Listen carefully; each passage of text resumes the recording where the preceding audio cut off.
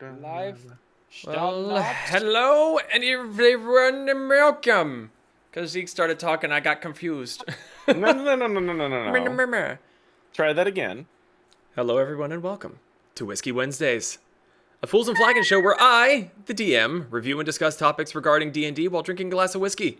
The stream will last at least as long as it takes me to finish my glass, if not longer, as the conversations take place. And lucky you, I just poured the last of my bottle out into my glass, so it is full. We have a calendar to help keep track of all of our upcoming streams. The link will be down below for you to click on and see what's coming up next. Whiskey Wednesdays itself will be available the Wednesday after the Twitch live stream on our YouTube channel in video form and in podcast form on iTunes, Spotify, Pandora, and other mainstream podcast services. Donations are never required, but always appreciated. If you would like to support us, please consider our coffee page. All proceeds from donations and memberships go straight back into making Fools and Flagons an even better experience, and it helps keep the podcast alive and well. You can also purchase a doodle of questionable quality from our coffee page. For a mere $5, you are not only helping us out, but you'll also get a doodle from Vanera of a creature of your choosing, the quality of which will be questionable at best. What amazing. Sometime pretty good, sometime pretty suck. You can see what those doodles look like at the intro slide and the outro slide of the live streams. So, anybody got anything they want to chit-chat about before we start on the topic menu? You're a hooker. No. No.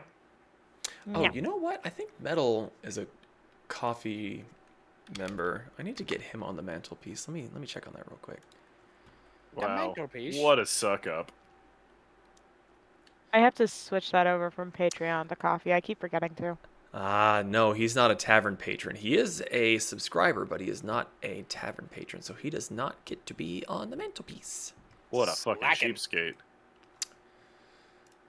All right. Rude. Nah, we Wait. got him. How much do you have to do to be on the mantelpiece? I think it's like 15. Damn it. Okay. Damn. Shoot your face. We do not have D&D this week, which is why we're Best. doing DM hates the us. Whiskey Wednesdays right now. But we will be doing it next week.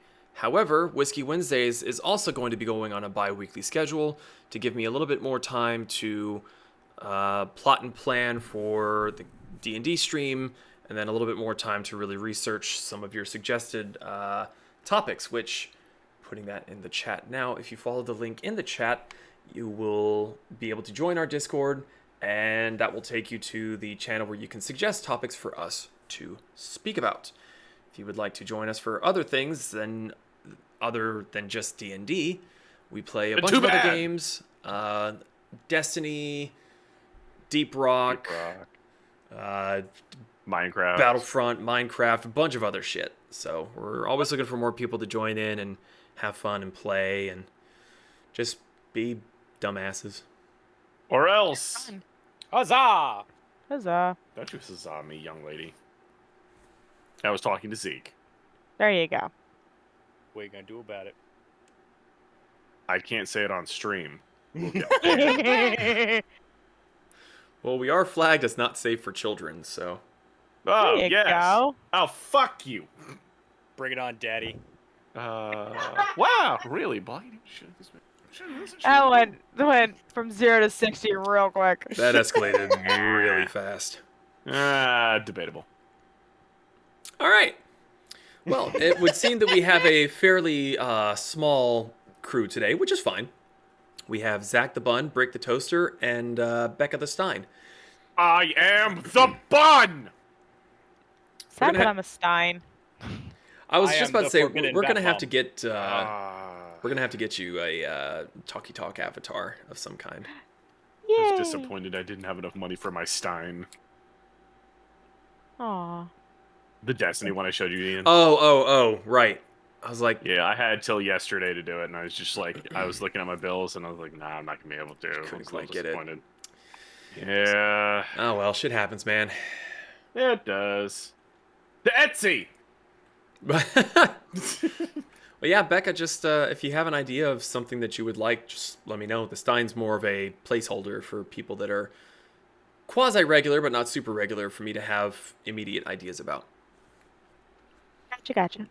Sounds like a plan. All right. I do know that Pez said that he was going to be joining us, our resident Moss Lord. So we're going to put his topic kind of towards the back, at least until he pops in. So I guess we can start up on Zeke's topic first about Tortles. Yay! They are cute. Did you want to hit us off first? Or did you want me to go through all the generic bullshit? I mean, a lot of the stuff I like about them is the lore. I actually haven't gotten a chance to look at the new stuff because I'm sure they got overhauled along with everything else. You are missing nothing. Pretty lady. Nothing? Oh, that's did they do what they did with everything else where it's just like very generic? Yeah, and what's really frustrating is that also hello Kasumi. What's really frustrating is that you get the stuff about your attributes, your size, your weight, your age. With these new ones, it's just like, hey, consult the tables in the player handbook as far as what your age should be concerned, or your height, or your weight. And it's like, call me fat. but all of these races are different. They are literally just dumbing it down for no reason. Yeah. They have no faith in their people. I really like the. Oh, sorry. Go ahead. No, it's your topic. So I think what I love about Tortles is very much summed up in the little excerpt they have at the top of their guide in the original Tortle package. Because like everyone always has, every race always has a little excerpt that's supposed to be a quote. And it's literally a haiku that a turtle came up with. And the haiku is, I caught a big fish. Now I search for a good friend to share my lunch with. And that just sums up Tortles as a whole. Yeah. And it's just So cute. so just wholesome and great. I'm sure you also have a similar page pulled up, but do you mind if I just like read through some of the highlights on like Tortles and their life and beliefs and stuff? I mean, I literally copied it word for word because I tried to like narrow it down and make it like bullet point worthy, but yeah, the lore itself for Tortles is already kind of short, but it's everything you need to know about Tortles is jammed in there. So yeah, you go ahead. I mean, so Zeke is gonna be talking about the legacy Tortles. So when he's done with that, I will tackle the quote unquote new Tortles from the new bullshit book that I really wish I hadn't spent money on. And I'll let you talk about like all the in-game stuff, like all their abilities and stuff, but I just really love the lore behind it because when I made a Tortle character back on a whim, and I didn't really know much about Tortles, so I didn't really know, okay, how would I play this character? And you gotta make them down to the volume, talk really fast, and you can't really or hear anything that you're saying real quick, and then just mumble your way through it all. But like their first paragraph sums it up really well. It just says what many Tortles consider a simple life, others might call a life of adventure. They are born near sandy coastlines, but as soon as they are able to walk on two legs, they become nomad survivalists, eager to explore the wilderness, explore its many wonders, and put their skills to the test and make new acquaintances. As far as the life of a turtle goes, their lifespan is actually very short. Super fucking short. So it is surprisingly short, which is unusual for, I think, a race that is based upon some very long-lived creatures. Yeah, some of the longest-lived anything. Except for except for maybe that like one jellyfish. weird, not lizard. Yeah, probably one of the most long-lived terrestrial creatures. There you go. Except for that weird, not lizard. Yeah. But they hatch from an egg as you would expect them to. They spend the first weeks of its life crawling on all fours. When they are born, their parents are actually super near death. And what little time they have left, they just spend telling stories to their young. And within the year, the turtle that was just born is now an orphan. But in that year, the parent teaches it how to speak and survive. So it is not even a year old before it is on its own and ready to go, which I think is just fascinating. They get So how Batmaned by old are nature. They are no more than a year old when their parents are dead, and they No. How old are their parents? Oh, they live to be So- roughly 50 years old. Yeah, 50 Fuck that.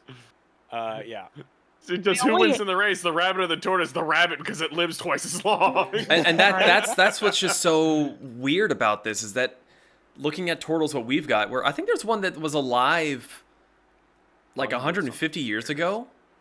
I mean, when I worked at Gatorland, I was working with tortoises that were. Hello, Isa. When I worked at Gatorland, I was working with tortoises that were well over my age and would live to be twice what they currently like.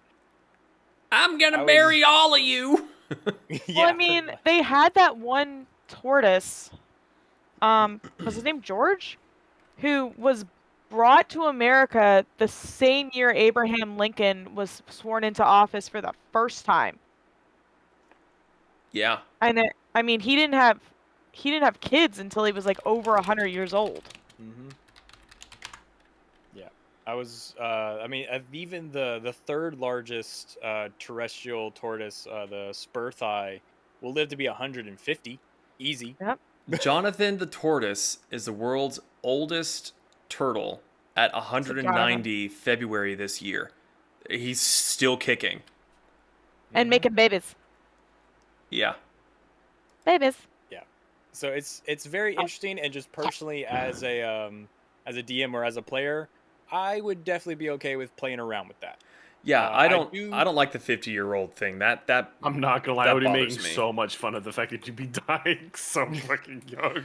But at the same do- time, going through more of their lore and their beliefs and everything, you'll see that they have a very, very, very full life. Like, they are happy motherfuckers. Because they are so short-lived, they are very much in that thought process, like, I need to make the most of this, and I'm going to make the most of this Well, kind of mentality. That's the thing, is that that's not even their mentality. They're just like that. They're not like, oh man, I'm gonna die in 3 years, better go see the Great Pyramid. It's like, no, they're just like, oh, so pretty. It's like, oh, Shiny object. I need to fuck now. That's literally how they work. Yeah.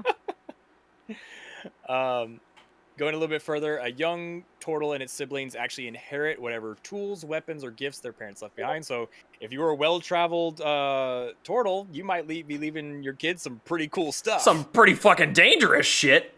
Yeah. Each turtle is expected to fend for itself. It leaves its place of birth and finds its own corner of the wilderness in which to hunt, catch fish, and get by. Hello, Tom. That you haven't seen in forever. Well, we are live Nice. streaming, just so you're aware. I was not aware, but now I am. There you go. Go ahead, Zeke. Thank you. With each passing year, it hones its survival skills. It forms friendship with neighbors, while also respecting their privacy. So big on privacy. At some point, a turtle feels a most overwhelming urge to venture far away from its home and see more of the world. It gathers up whatever it has and heads off into the wilderness, returning months or years later with stories of exploits and new skills. When a turtle nears the end of its natural lifespan, it does seek out a mate and procreate. They lay their eggs, numbering as few as 1 or as many as a dozen, in a fortified compound enclosed by stone walls that are easily defensible. So they're really big on They give defending birth their in young. jail that they built. If no such compound exists, they build one. Told you. Parents spend the remainder of their lives guarding the compound, defending their offspring, and sharing a lifetime of knowledge before they die. When the children are old enough to leave the compound, they pick up again whatever weapons or tools that the parents left behind and set out on their own. So it is very much a linear cycle that they go through. Watch how sad it'd be if, like, one of the jails that Zon burns down isn't actually a jail. It's just like a There's turtle a thing. bunch of baby turtles in it. Not I a big hate, to, turtle. I hate to be that guy, but Zod probably still wouldn't give a shit. Listen, turtles are awesome. I got nothing against turtles, but you know, burning down buildings is burning down buildings. Right? That's what I'm Arson saying. is arson. I would It's like to like- think that you wouldn't do it if there wasn't anything to gain from it. Like, I mean, sure, you'd probably do it for fun and out of spite, but if you're just like, oh, hey, a building, guess I'll burn it down. Yeah, why not? Well, So how Instead have you of this- guys been? Feel good. yeah, Nice. doing all right. Just like We're, watch, Ages since the last watch when the chocolate, y'all. Tortles owe him money or something The stupid like that. Now that is something that he would burn down a tortoise hatchery for. He's like, he owes him money. Yeah, It's like, look, motherfucker, I know you only live 50 years, so I'm gonna need to take this out on you now because you got like 2 years left. Listen, man, I'm on the clock. Your time is like coming up here soon. You can't Limited. die on me now. And if you do die, your debt's getting carried over to your children. So just think about that. It's like, yeah, you bitch. You wanna scooch on to beliefs there, sir? Yeah. So it's literally titled "Adventurers at Heart." The common Oh. saying of that Tortles. What? Oh, sorry. You gonna circle back to their beliefs, or are you just gonna go on to their adventures at heart? Oh, I'm sorry. I did skip over that. My bad. They don't have their own pantheon of gods. They do often worship the gods of other races. It's not unusual for a turtle to hear legends or stories related to a god and just like, yeah, that one sounds good. I'll worship that one. I mean, of course they don't have their own god. Their god only let them live 50 years. Well, now, but the next part about the day and night is really kind of cute. Yeah. As far as what gods they drift towards, they usually drift towards forest deities or deities of goodness and virtue. Not necessarily law and order because they're not really the city folk, but anything that represents goodness and kindness or of nature, that's what they usually drift towards. Tortles believe that night and day watch over them and other creatures. The moon is the eye of the night that watches over them in darkness, and the sun is the equally vigilant eye of day. Tortles feel most at peace when one or both of these eyes are looking down on them. They become more nervous and uneasy when neither orb is visible in the sky. Tortles tend to be uncomfortable underground where neither the sun nor the moon is visible.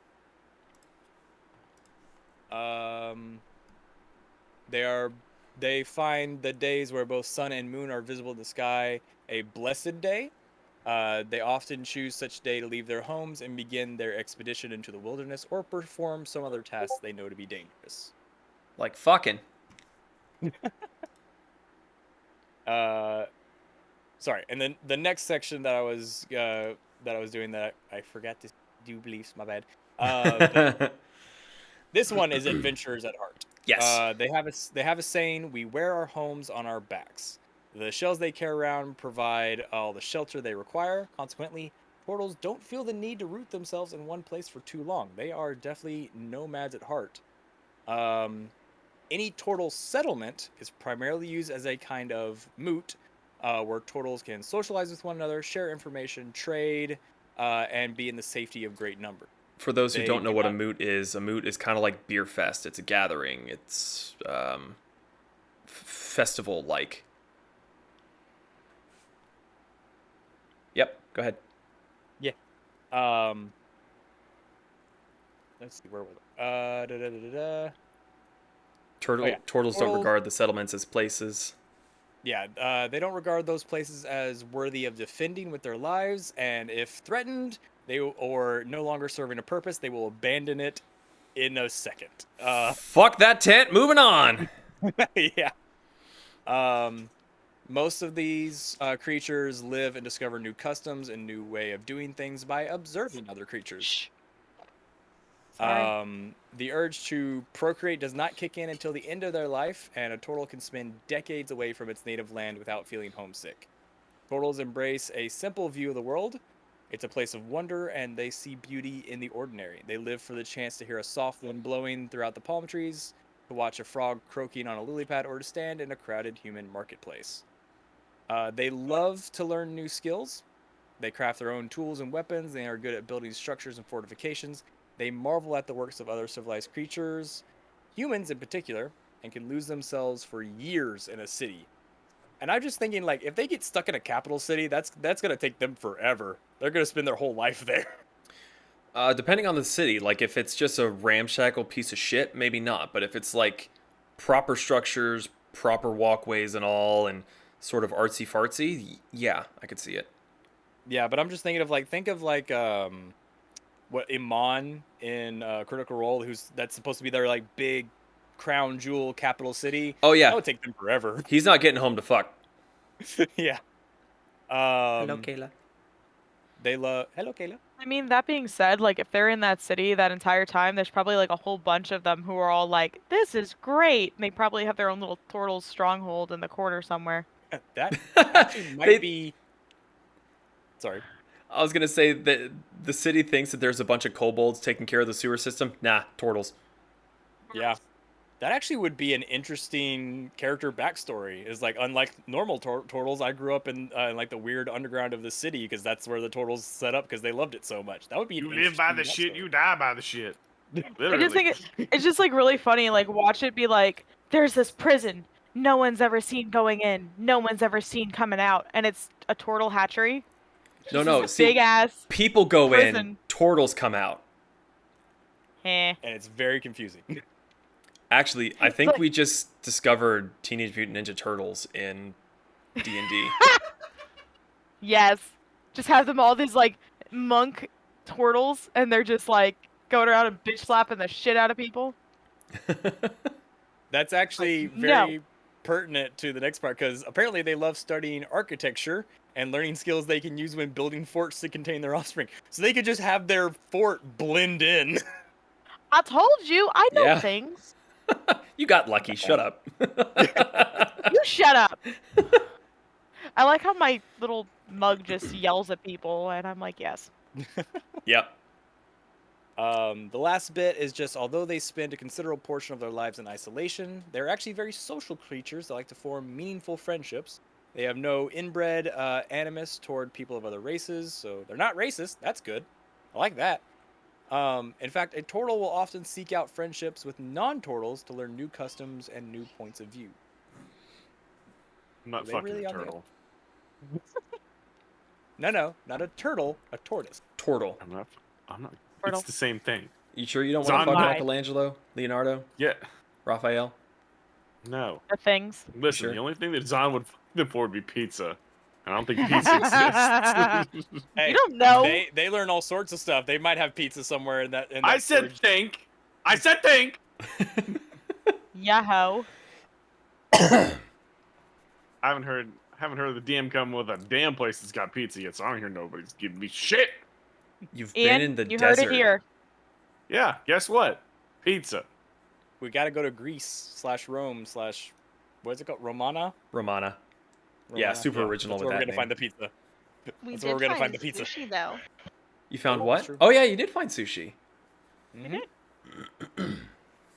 Last but not least, Tortle names. They prefer simple, non-gender specific names that are usually no more than 2 syllables. If a Tortle doesn't like its name for whatever reason, it will change it. A Tortle might change its name a dozen times in life.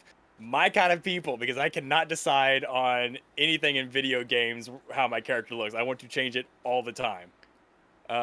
They don't have surnames or family names. Okay. Literally just, there goes Bob. Oh wait, no, he's Phil today. What is your name now? Duchess. Think of how frustrating that would be for like a Tortle that you've known for like 5 years. And you're just like, Yep. hey, Ball, how you doing? No response. Ball. Hey. Hey, you. You go over to him, it's like, huh? I've been calling you, man.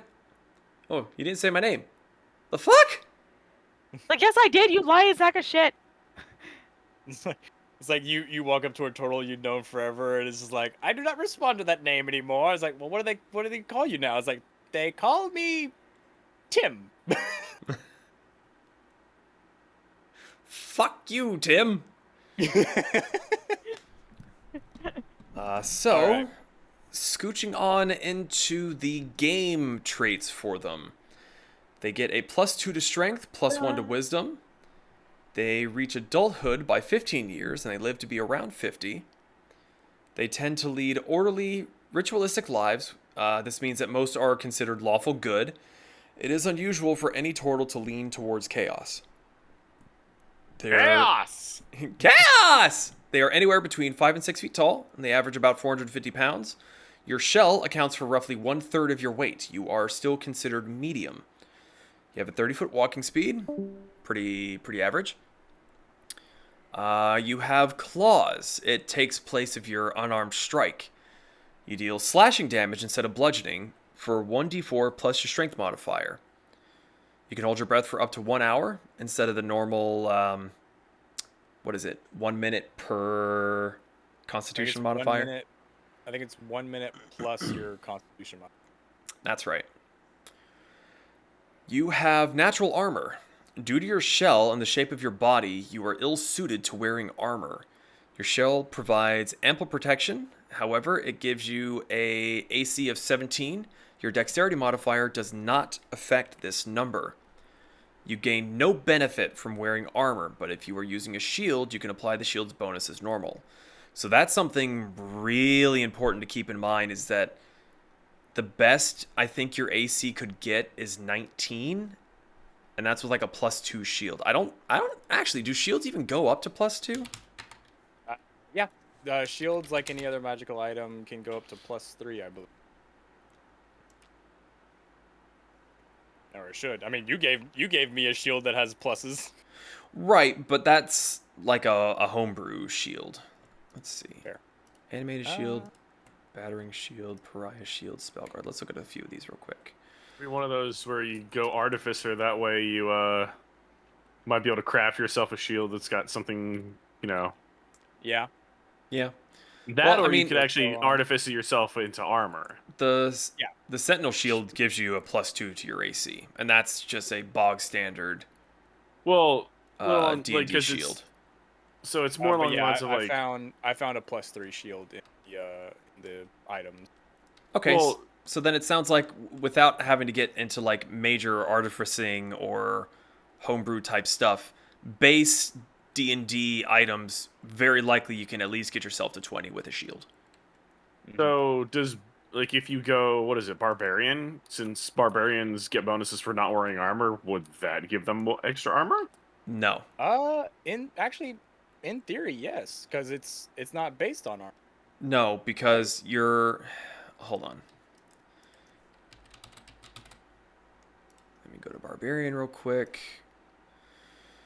Class features. So, unarmored defense. While you're not wearing armor, your armor class equals 10 plus your dex plus your constitution. As a turtle, your dexterity is not applied to your AC. So you're already going to be at a disadvantage. So it says your base AC is 17. Your dexterity modifier does not affect this number. Yeah, that's what I was about to say. The way that it was worded first, it says that doesn't, but I would think unarmored defense would override that if it's higher. So you say you have 5 in dexterity, 5 in constitution. Is it 10 or 8 plus constitution? It's 10 plus your dex plus your constitution. Okay, so yeah, you could theoretically have a AC of 20 just with unarmored defense. That goes for monks or barbarians. I still think you'd be better off trying to get yourself a better shield than Oh yeah, no, I agree. Unless you're a monk, then as a barbarian, you wouldn't want to put that much into dex. But as a monk, it might work out better. I mean, it'd make sense if you were a normal barbarian that didn't have that shell thing. But if you're a turtle, it might make more sense to be a barbarian with a shield and one-handed weapon. That is true. I'd have to play with that and see how D&D Beyond handles it. It should do whichever one's higher, as long as... Should being the key word. Yeah, that doesn't necessarily mean a whole lot. Yeah, unless there's some FAQ that says, like, no, this is the Tortles AC, and this is what handles the Tortles AC. Because, I mean, it literally says you gain no benefit from wearing armor. Right. But if you But are they're too using a big. shield, you can apply the shield's bonus as normal. To me, the wording of that particular thing means that your shell is your armor. And I don't honestly know. You know what? Fuck it. Let's we're here. We're doing a thing. Let me shit out a Tortle real quick. I shall consult the tablets of Goog. I shall consult the tablet of D&D Beyond. I'm gonna sit right the fuck here. Attaboy. Agreed. What's the fuck up, guys? Entertain the stream. Please. Oh, I you am guys can't very- see it. I'm wiggling in my chair. I'm wiggling in my chair. Alright, let's grab a bunch of bullshit. We are so sad. Fuck you. I'm not Fuck you. sad. Wow, so angry. Me? Yes. To be fair, I am short, To be and there's nowhere fair. else for that anger to go. Alright, I'm doing point buy, and I'm doing 15 in strength, 15 in dex, 15 in constitution. How dare you? I know. And then I'm putting everything else ability score. I made him level 20, so literally everything's going ability score improvement for strength, dex, and constitution.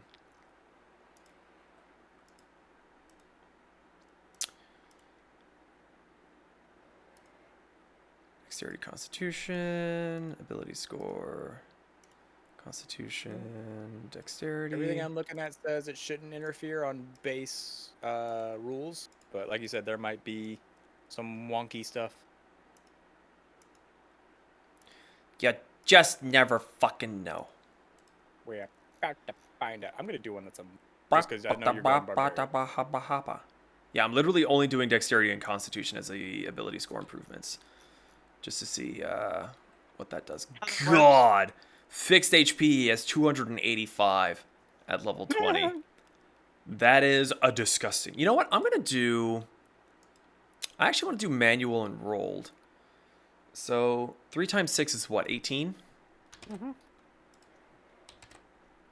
So I'm just going to enter 18 for all those, and I'm going to do 10 for the other ones. Just to give it like the utter maximum it could possibly have.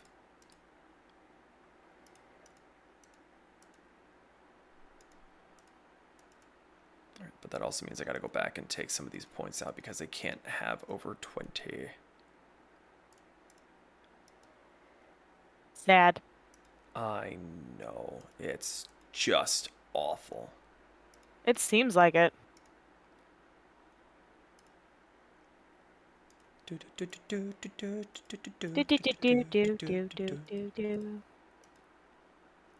got you. Appreciate Back up you. sing. I'm a back up the answer.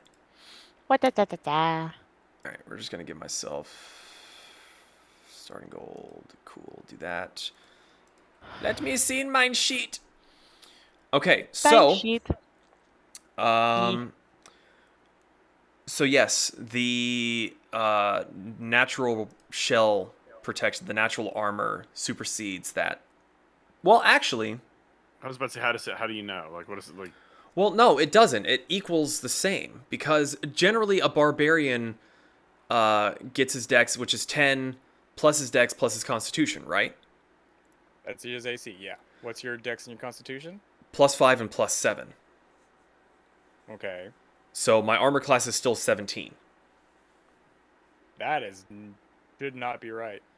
But if the natural armor is superseding the barbarian's class ability, then yes. And then even then, if we're just going off the fact that the Tortle cannot benefit from dexterity off of or for his AC, it's still 10 plus 7, which is 17 from his constitution. So Damn. I don't like this.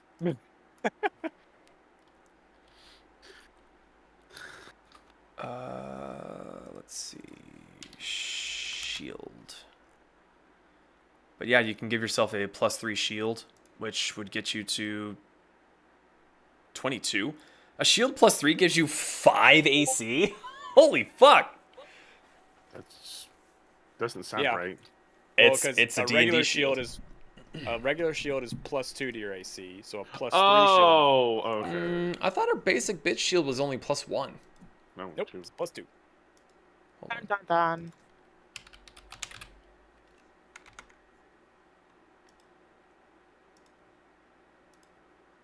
Oh, would you look at that?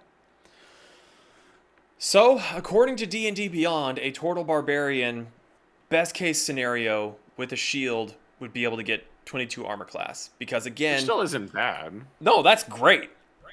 Yeah. Um, Still a little disappointing that, but well, to each their own. but I mean, again, a 22 AC with 285 hit points, that's essentially doubled because you're going to be raging. Mm-hmm. I mean, and if Fair. you do it right, you can literally make yourself resistant to all types of vulnerabilities if you choose the right subclass. I think I just picked Berserker for the sake of picking a subclass. Mm-hmm. But, Yeah, that's fair. so, on top of that, since you got a little sidetracked, we have Shell Defense. As an action, you can withdraw into your shell. Until you emerge, you gain a +4 bonus to AC, so that would get you to 26 AC. You have advantage on strength and constitution saving throws. While in your shell, you are prone, your speed is 0, and that cannot be increased. You have disadvantage on dex saves, and you cannot take reactions. The only action you can take is a bonus action to emerge from your shell. You also gain proficiency in the survival skill. You can speak, read, and write Aquan and Common. Okay. And that's about it. Some good benefits. Now, going to the quote-unquote new Tortles, their lore is much shorter. And it's essentially like the 2 paragraphs of the adventuring that Zeke read. We wear our homes on our backs, they journey up and down the coasts. They don't have a unified story of how they were created, but all have a sense of being mystically connected to the natural world. Carrying their shelter on their backs gives Tortles a special feeling of security wherever they go, for even if they visit a far unknown country, they have a place to lay their heads. Tortles exhibit the same range of coloration and patterns found among among normal turtles, and many Tortles enjoy adorning their shells in distinctive ways. They are considered humanoid. The slight benefit that I can see about these new Tortles is you can choose whether you want to be medium or small. You could be tiny. Really Not tiny, small. interesting. Why do you have to Figure of ruin it for me? speech. Because rules are rules, baby. It You is have... like your face right now. Just Shut like up. You shut up. 30 feet walking speed, like the other one. The other change here is your claws, your unarmed strike. Instead of it being a 1d4 plus strength, it's 1d6 plus strength. It is still slashing, not bludgeoning. So you get a little bump in unarmed damage, which, everybody fucking does unarmed attacks. Yeah. Where the other one, you were forced to take the survival skill with proficiency, you get to pick one from animal handling, medicine, nature, perception, stealth, or survival. Okay. The shell defense is essentially the same. You can hold your breath for up to 1 hour. It does specifically say, I don't remember if it's on the new one or the old one, but Tortles are not like... They don't excel at swimming. They're not bad. They're normal. Like you Well, I would mean, it's kind of like you expect a tortoise. Tortoises really are not the best swimmers on the planet. Right, but generally speaking, when you're a creature that can hold your breath for up to an hour to be underwater, you would be somewhat above average at swimming, but... Unless it's just because you don't want to be able to swim. I'm gonna sink like a rock. I'm gonna be damn fucking good at it, too. Well, I mean, that's kind of like what it is with hippos, is hippos really don't swim very well. No, But man. they can walk on the water, which is They're great. thick with muscle. They have no buoyancy whatsoever. Nope. They're literally Stitch. Or any species of ape known to man. We float. Even the ones that we don't know. Yeah. Well, like, gorillas and stuff can't swim. Oh, yeah, that's true. They sad boy hour. I'd be very interested in playing a turtle again. I don't know that I would do the Bayou turtle again, just because trying to come up with a conversation that quickly in my head and not just make random noises is a little difficult. You are very good at making. You are very good at making random noises, though. I excel at random. But yeah, I would probably argue that Tortles have probably the most freedom in saying what their character looks like.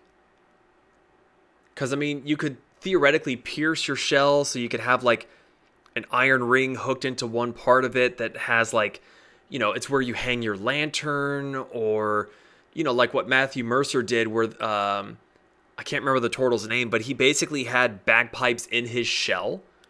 Yeah. It's cool. What was his name? Um, It's gonna bother me now. That's Menio.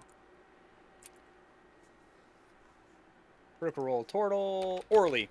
Orly, that's right. Yeah. Yeah, Tortles are very, very cool. I would definitely like to play one of those again.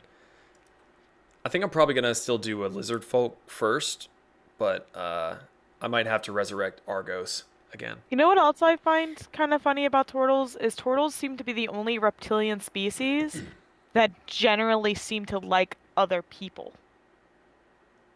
Like, it's not about Yeah, I'll give you that. necessarily like the betterment for this particular clan or whatever it is. It's, oh, this is cool. Let's do this. Like, this seems like really neat. Let's like talk to these random people.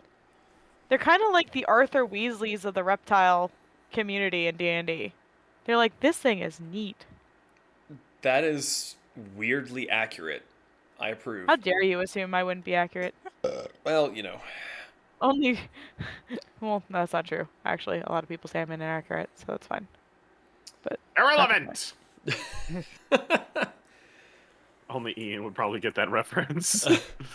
which is why he's giggling. But yeah, that's pretty much all there is to really go on for Tortles as far as the lore and the stat blocks go. Yeah, I think it's ahead. definitely a. No, you're good. It's definitely a character where if you lean into the original lore with it, you have a lot to work with, and there's also nothing to say you can't tweak how long they live to be more in line with how you want them to be. As we've talked about plenty of times before, there's nothing wrong with taking what already exists and changing it to your preference. Yep. But I just love the culture they have. Check with your DM, of course. Oh yeah. Always yeah. confer with the DMs. But I think I agree. Fuck with the Becca that rules. They're both one of the more wholesome lore driven characters, and at the same time, like they almost epitomize, I think I'm using that word right, just the spirit of D&D, which is go out and adventure and find and see. That is true. Yeah. They is adorable. I think the way that you were looking to say it is they are the epitome of D&D adventuring. I don't think epitomize is a word. It's not. It is now. Yeah. It's not. Yeah, I mean, I think this is the first time, at the very least, this is the first race that we've covered on Whiskey Wednesdays that's not had conflict or there's no mention of wars. There's no mention of strife or like hardship. They just sort of like popped into existence and they're just like, I'm gonna go over there. I'll be back in like 45 years. And he's like making eyes at this girl. I'll come back for you. And then he leaves, just fucking gone. And then, sure enough, motherfucker comes back. He's kitted out. He's got swords. He's got fucking fishnet on the back of him. There's a fish skeleton he forgot was even fucking there. And he's like, he's ready to make fucking babies. You're ready to make the new generation there, Shindy Lou Who? Yeah, this is a really interesting race. Like you said, there's no war or anything. It's because they don't really believe in nationality. They're not a us versus them. They're we're all in this together, right? Well, I wouldn't even say they're of the mindset of we're all in this together. They literally have no connection. Concept of otherwise, yeah. Like they have connection to friends, sure. They'll defend their friends and whatnot, but they're in a town and the place starts to get attacked. It's like, well, best be hitting the old dusty trail, and they just fuck off. My thought was like, that's a really nice rock. I love that rock. I'm gonna take your rock. Okay, here you fucking go. I'm gonna go look at that other really nice rock over there. That's Like, a nice fuck you. boulder. That is a nice boulder. Yep. I could just you talking about the town getting attacked. I can just imagine a turtle walking down the street all jaunty. All of a sudden, like a boulder just falls out of the sky from being launched from a trebuchet, just lands in the street, and is like, "I'm gonna start making my way out of here." How the fuck can you say trebuchet right, but you can't say ruin right? You mean What, runes? Yeah, No. runes. Yeah, exactly. My point, literally exactly. You could say trebuchet, but Trebuchet. you can't say ruins. You leave his adorable face alone. Hey, Only don't I'm you allowed to tell make me what fun of to do him. to his face. I'll do whatever I want to his adorable face. Fuck you. Promises, promises. Well, this just got awkward. Can't get worse. Give me 5 minutes. So, alcohol. moving on to No. Changelings? Yeah. Wait, is this like Mystique from X-Men? No. Kind of. That Kinda. sounds like Mystique from X-Men. They're not naked, so not really. They could be. I They mean, could be. hold 1 second here. Anybody could be naked. They can be naked, but they're not generally just walking around in the nude, from what I understand. Which is slightly disappointing if I'm going to be 100% honest. Just gonna see like a changeling walk into the inn, just like butt naked, the innkeeper. That guy's there naked. And he or she can look however they want. So it's not like they're gonna make it. So about to say, what are they gonna A do? bad Get caught view. for being naked next time? They'll just be somebody else who's naked. I mean, I just they think it's could funny, literally like, hear you Why would I say, care? It's not my body. they could literally hear you say, that lady there's naked. By the time the barkeeper turns around, you're a dude. It's like, who? That? Oh, dick. Sick. It's not like they wouldn't make it a pleasant view. They are usually vain. Well, I mean, whenever I think of changelings, ironically enough, I think of Futurama and that little alien that turned into all the different extinct species of men so Oh, that so he the could get last laid? women and Oh yeah. Leela just is like, if you can change everything about yourself, why would you not change the one thing that actually matters? Ooh, shut up, Mr. Pig. What is fucking instead like some chick's eyeing you and instead of winking, you just make your bulge bigger for a second. That'd be funny. All right. Okay. I like how Ian sounds frustrated, but he can't actually have expected anything else from any of us. You just told me that there's somebody who has the ability to change any and everything about their character, and you don't think I'm gonna be inappropriate about it. Right? You are Also, never so allowed to going play out a is- changeling. Alright, you can say that all you want. They'll never Also- be able to find you for child support because you'll never look the same again. It's the Oh my perfect God. bard. Changeling bard, yeah. You can literally, when you need solos from a man or a woman, you can literally Change.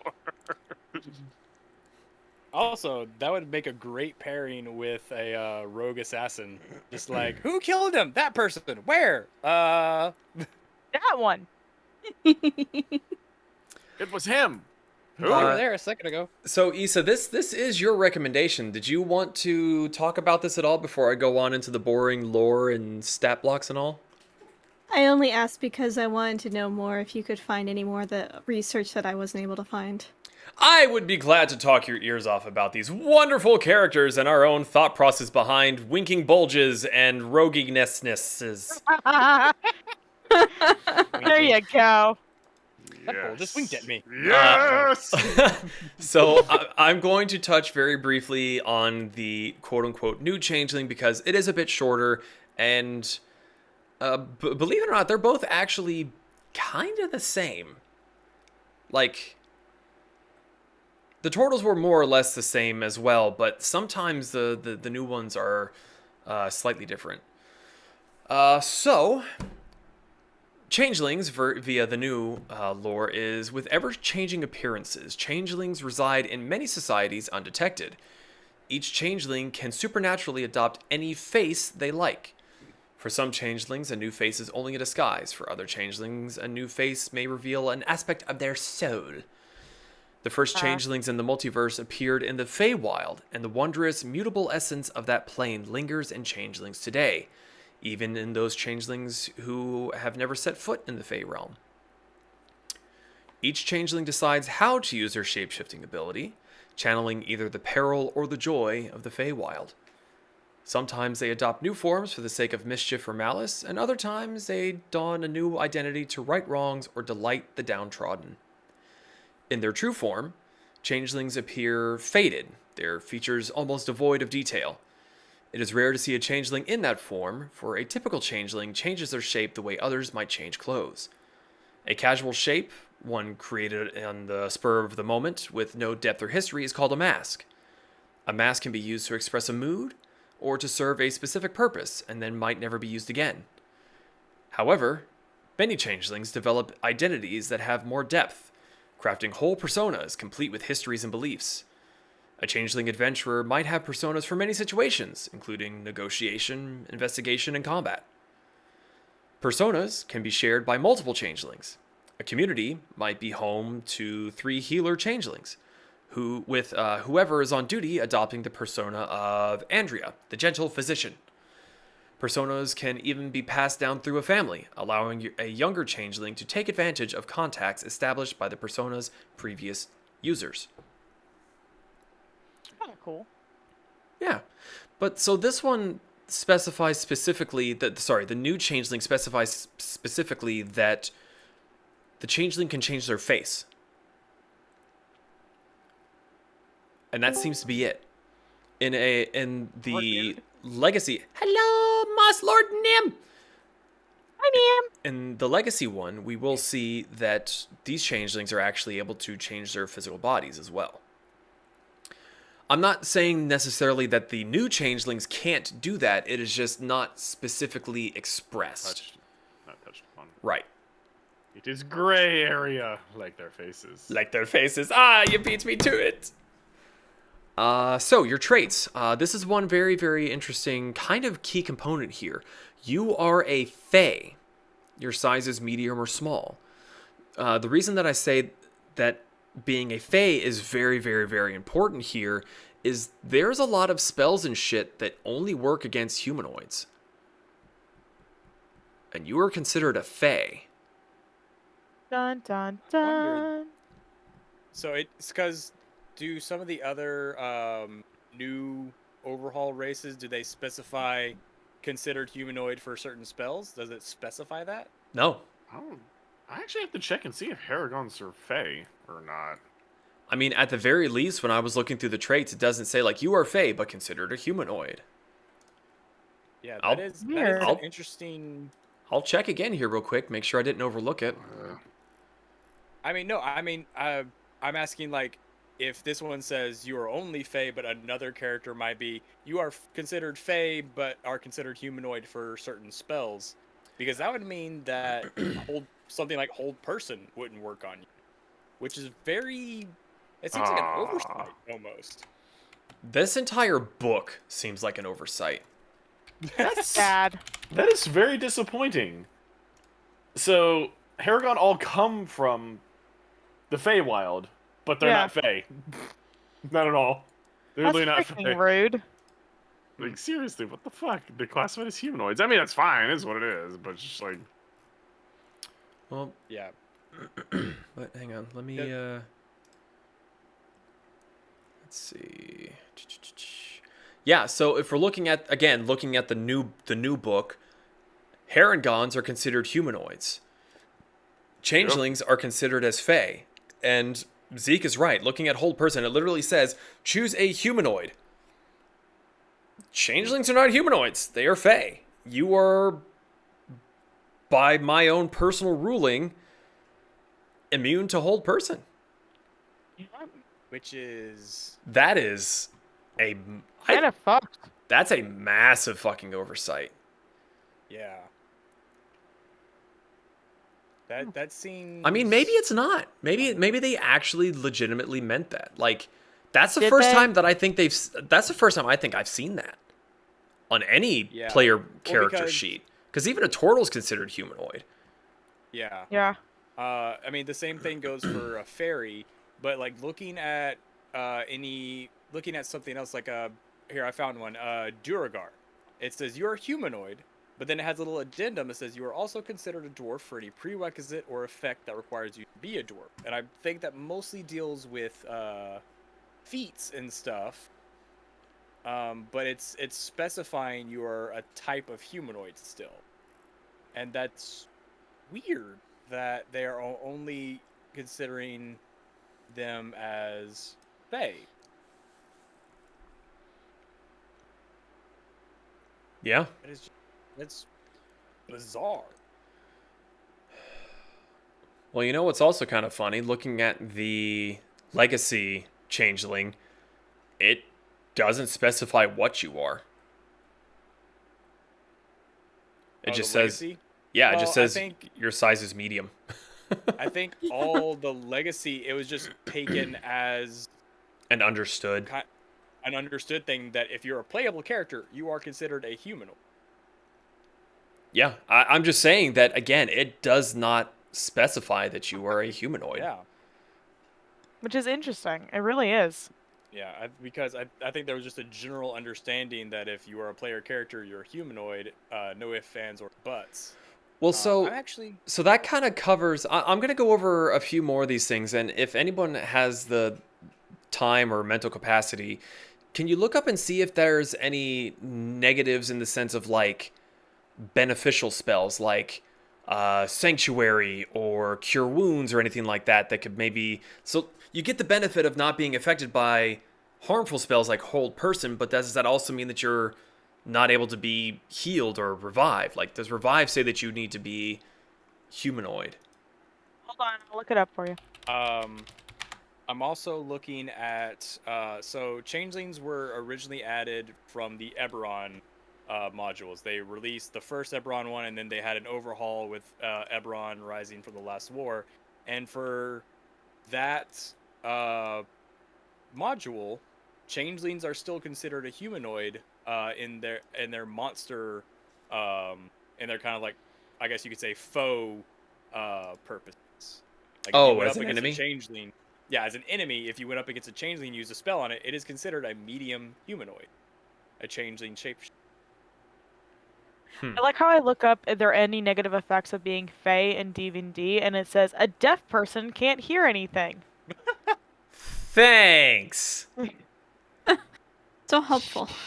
It's like many negative effects include, and I'm like, for the love of God. So that is kind of interesting that they do have that.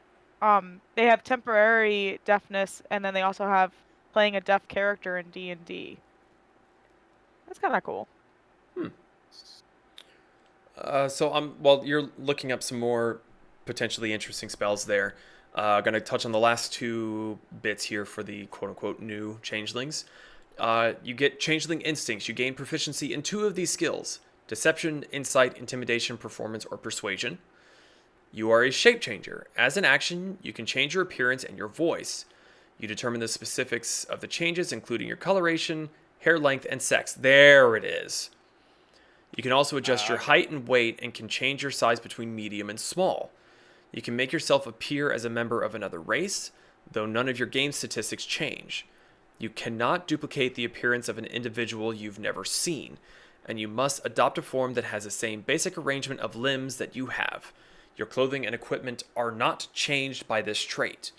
You stay in the new form until you use an action to revert to your true form, or until you die. Where you revert to your true form, and then you sad. And then you sad. And you sad. So. Okay, so I did find something, but it was interpretation of the DM. So I don't know how accurate it actually would, but it's interesting. So they had a changeling who was apparently born male, turned female, got pregnant, and they were trying to use healing spells during like an issue with giving birth. And because they were fae, and the healing spells were geared towards humanoids, they would not allow the spells to work on the Fae. Well, okay, let me So that's the only thing I can really find that actually talks about using spells on a Fae or any kind of Fae for good purposes and for changelings. Well, so that's interesting, though. I'm curious what spells those were, because if you're looking at Cure Wounds, it says a creature you touch. And Revivify That's the is a reason. creature you can touch. Like I said, the whole thing was this guy like freaking out because his DM wouldn't let them use it. But that's the only thing I've found so far. So there are actually a lot of spells and character abilities that affect Fae. Taking one we've talked about before, a ranger's favorite enemy is a Fae. So instead of having to take a certain type of humanoid, which you can only take, which very pigeonholes it, that means that certain characters are now a part of a favorite enemy if you Fae. Okay, so I did find something else really kind of interesting though. So they can only their ability to change height and weight is limited to medium-sized beings, which means they cannot do anything that's small, tiny, or bigger than medium. That's Like Legacy large or- Changelings. Yeah. But it also says here that they can't add limbs. Right, so This is like, also legacy. if you were So, like, trying they to turn can't- into a Dragonborn, you couldn't sprout a tail. Yeah, or Or wings. Lizardfolk, sorry. Well, I Or mean, wings. some Right. Dragonborn don't have tails. Yeah, Right, which sure. is why I changed my Very statement to... controversial. Yeah, very Listen, controversial. I feel that they should. That doesn't mean that all of them do. So, Yes. which is why I changed it to Lizardfolk. You could not turn into a Lizardfolk and sprout a tail. You couldn't sprout an arm from your forehead. Oh, hold on. I'm very interested in that other situation that you were talking about, because looking at the basic healing, so healing word, mass healing word, greater restoration, lesser restoration, revivify, cure wounds, they all say you touch a creature, which is a just broad, doesn't include undead and constructs, basically. So I'm Sorry, really I'm curious reading- what spells they were trying to use that would not allow them to And that could have cure been a DM thing, because, like I said, the guy was like going, like I just read like the first like 2 paragraphs of him going on a rant. Yeah.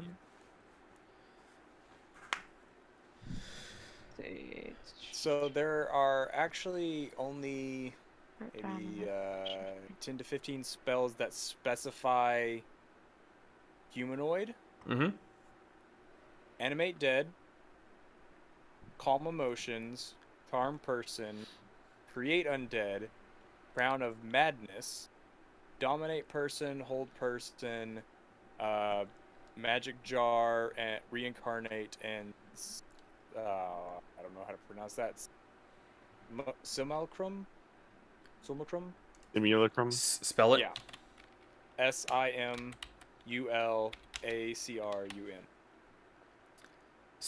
Simulacrum. Simulacrum. Thank you. So those are the ones that only affect humanoids, which means that if we're going by the new rules, then if someone at a lower level, like say a level 5 wizard who would have access to hold person, they might try to use hold person on a enemy changeling.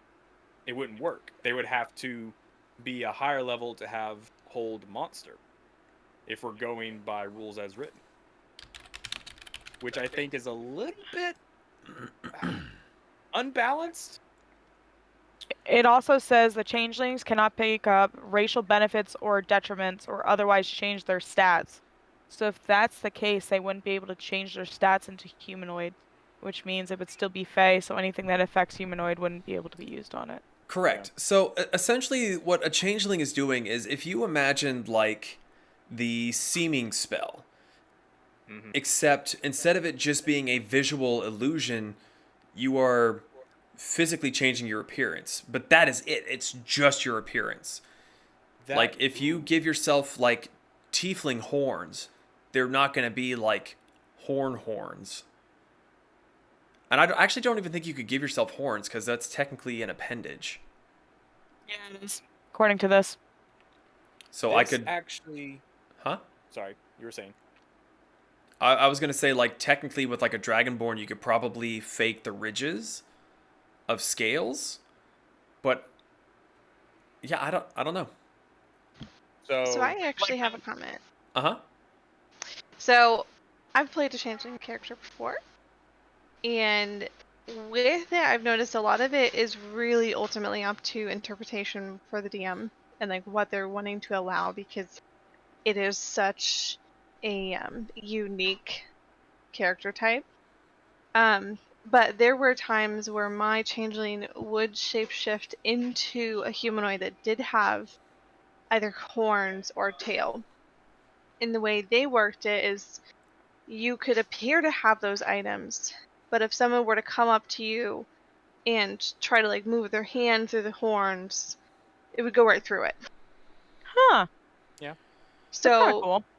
kind of similar thing with Kasumi. Like it's an illusion for those additional appendages. Like they don't physically grow them, but they can appear to have them, but they're just not But materially which one's the there. real Kasumi? The fox or the Dun, dun. human? I Dun don't know. dun dun. But yeah, that was kind of how dun, dun, they dun. decided to work changelings. I will say this about while while certain lower level spells that used to work on changelings by rules as written don't work anymore, there are a few things that do work on you now that are quite a bit of a drawback. So just say for just for the purpose of this, say you have a changeling character and you have changed into disguise to like infiltrate a group or something. Mm-hmm. Well, say there's some sort of paladin in that group, and they're like, oh, this is a secret meeting, so we need to make sure no one's eavesdropping. The enemy paladin uses detect good and evil. They know you're in the room because that detects Fey. Yeah. So There's definitely there are- drawbacks to it. Yeah, there are some interesting drawbacks. And certain spells like Dispel Good and Evil, Protection from Good and Evil, work on you. A lot of character abilities that might turn or harm Fae. Not spells, just character abilities work on you. So, rules as written, there's some pretty large drawbacks that also Yeah. could work on an enemy changeling. Like, oh, there might be a changeling among us. I don't know who we can trust. Detect good and evil. It seems like a high risk, high reward kind of class. Yeah. And going off of what Kirsten said, just my own interpretation of it, if someone were to play a changeling in my campaign, this says, as an action, you can change your appearance and your voice. You determine the specifics of the changes, including your coloration, hair length, and sex. To me, the way that, and it also says like you can adjust your height and weight, but not so much that your size changes. But still, the fact that you were physically able to change your height and your weight and your hair length, that leads me to believe that you are physically changing yourself. Yeah.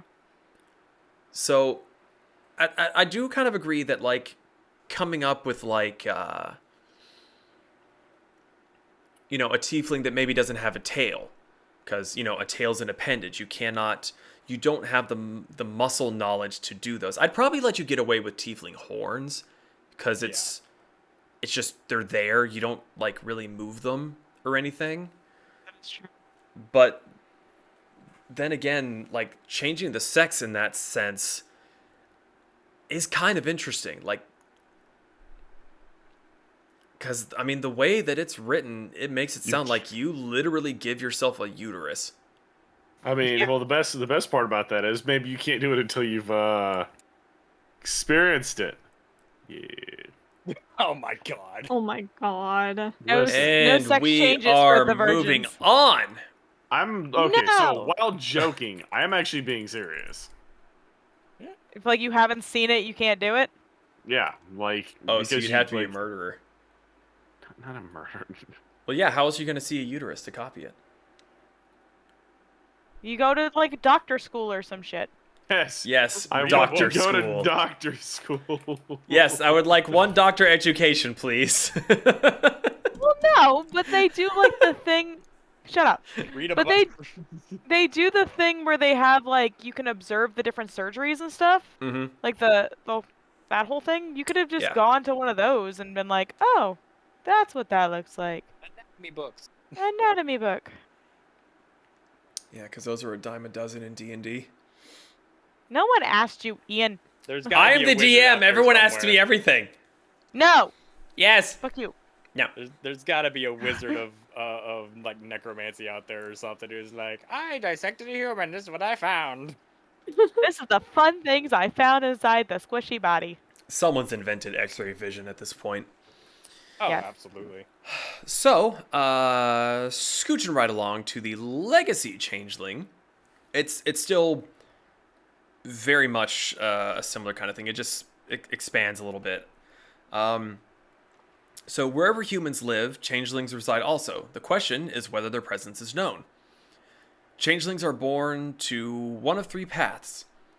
A few are raised in stable communities where changelings are true to their nature and deal openly with the people around them. Some are orphans, raised by other races, who find their way in the world without ever knowing another like themselves. Others are part of nomadic changeling clans who keep their true nature hidden from single skins. Some clans maintain safe havens in major cities and communities, but most prefer to wander the world. In creating a changeling adventurer, consider the character's relationships with the people around them. Does the character conceal their true changeling nature? Do they embrace it?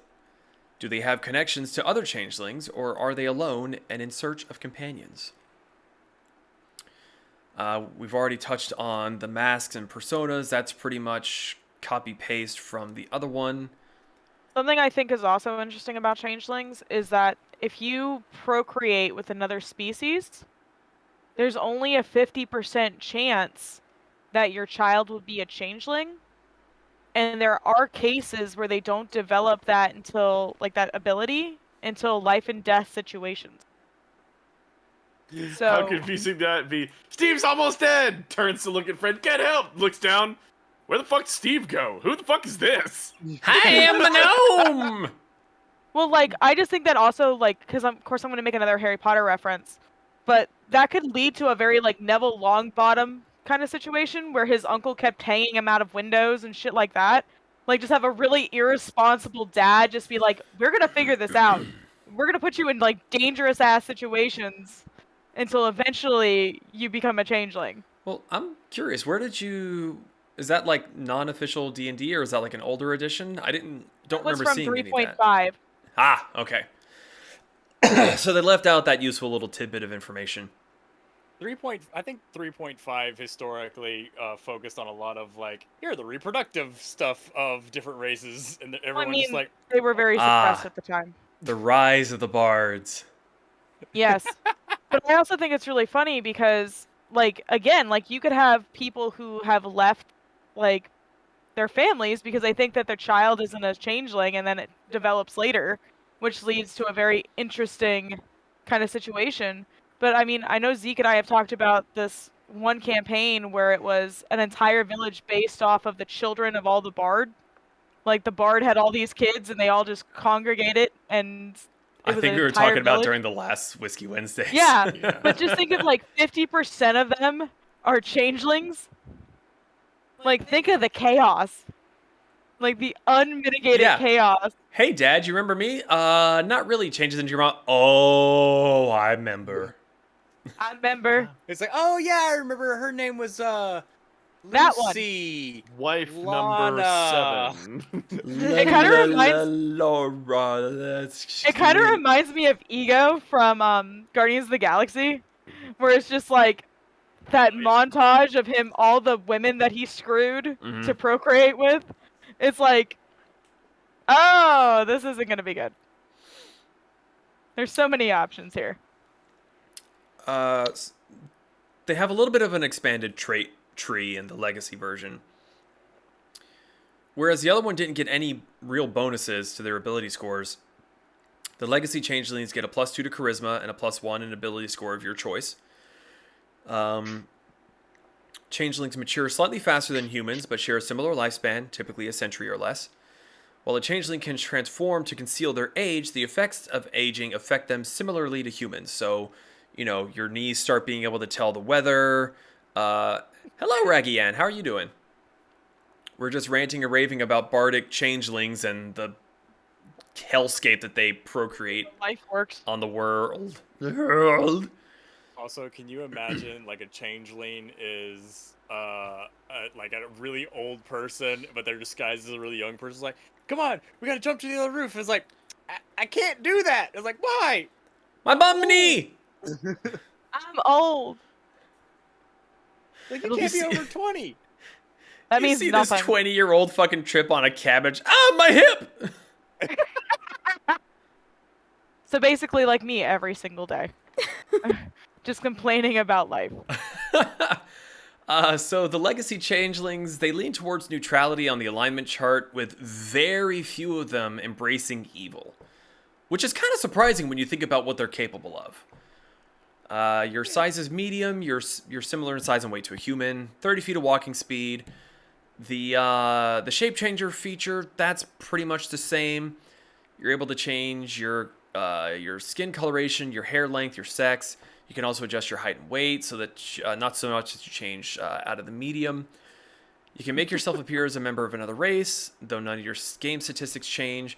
You cannot duplicate the appearance of a creature you've never seen, and you must adopt a form that has the same basic arrangement of limbs that you have. Your clothing and equipment are not changed by this trait. You stay in the new form until you use an action to revert to your true form or you die. And it's weird that they say that, because you can use an action to just change again, I would assume. You change your sex. Sex? You have- I'm going to change so it do you from have no to- to yes. That's so fucked up. Do you Funny have as hell. to change to your true form before you can change to a new form? I don't know. I mean, now that I'm reading it, that is kind of what it sounds like. Interesting. Yeah, it doesn't say that with the new one. It just says you can change. I think it does. Yeah, it does say it. You stay in the new form until you use an action to revert to your true form or you die. Oh. It's under the shape changer part. It's like a second. Okay, so little- yeah. Oh, it's okay. not or you die, it's or you die. Oh, okay, I get it. I was about to be like, so wait, if you Yes, don't change back, the you two just options you die. have to not have that form is to change back to your normal self or you die. Those are your options. No, it was more along the lines of like the way that you said it. I'm aware. My brain was just like, you don't change back. Well, guess I'm dead now. No, you're gonna fucking die. It's fucking Animorphs, man. You're stuck.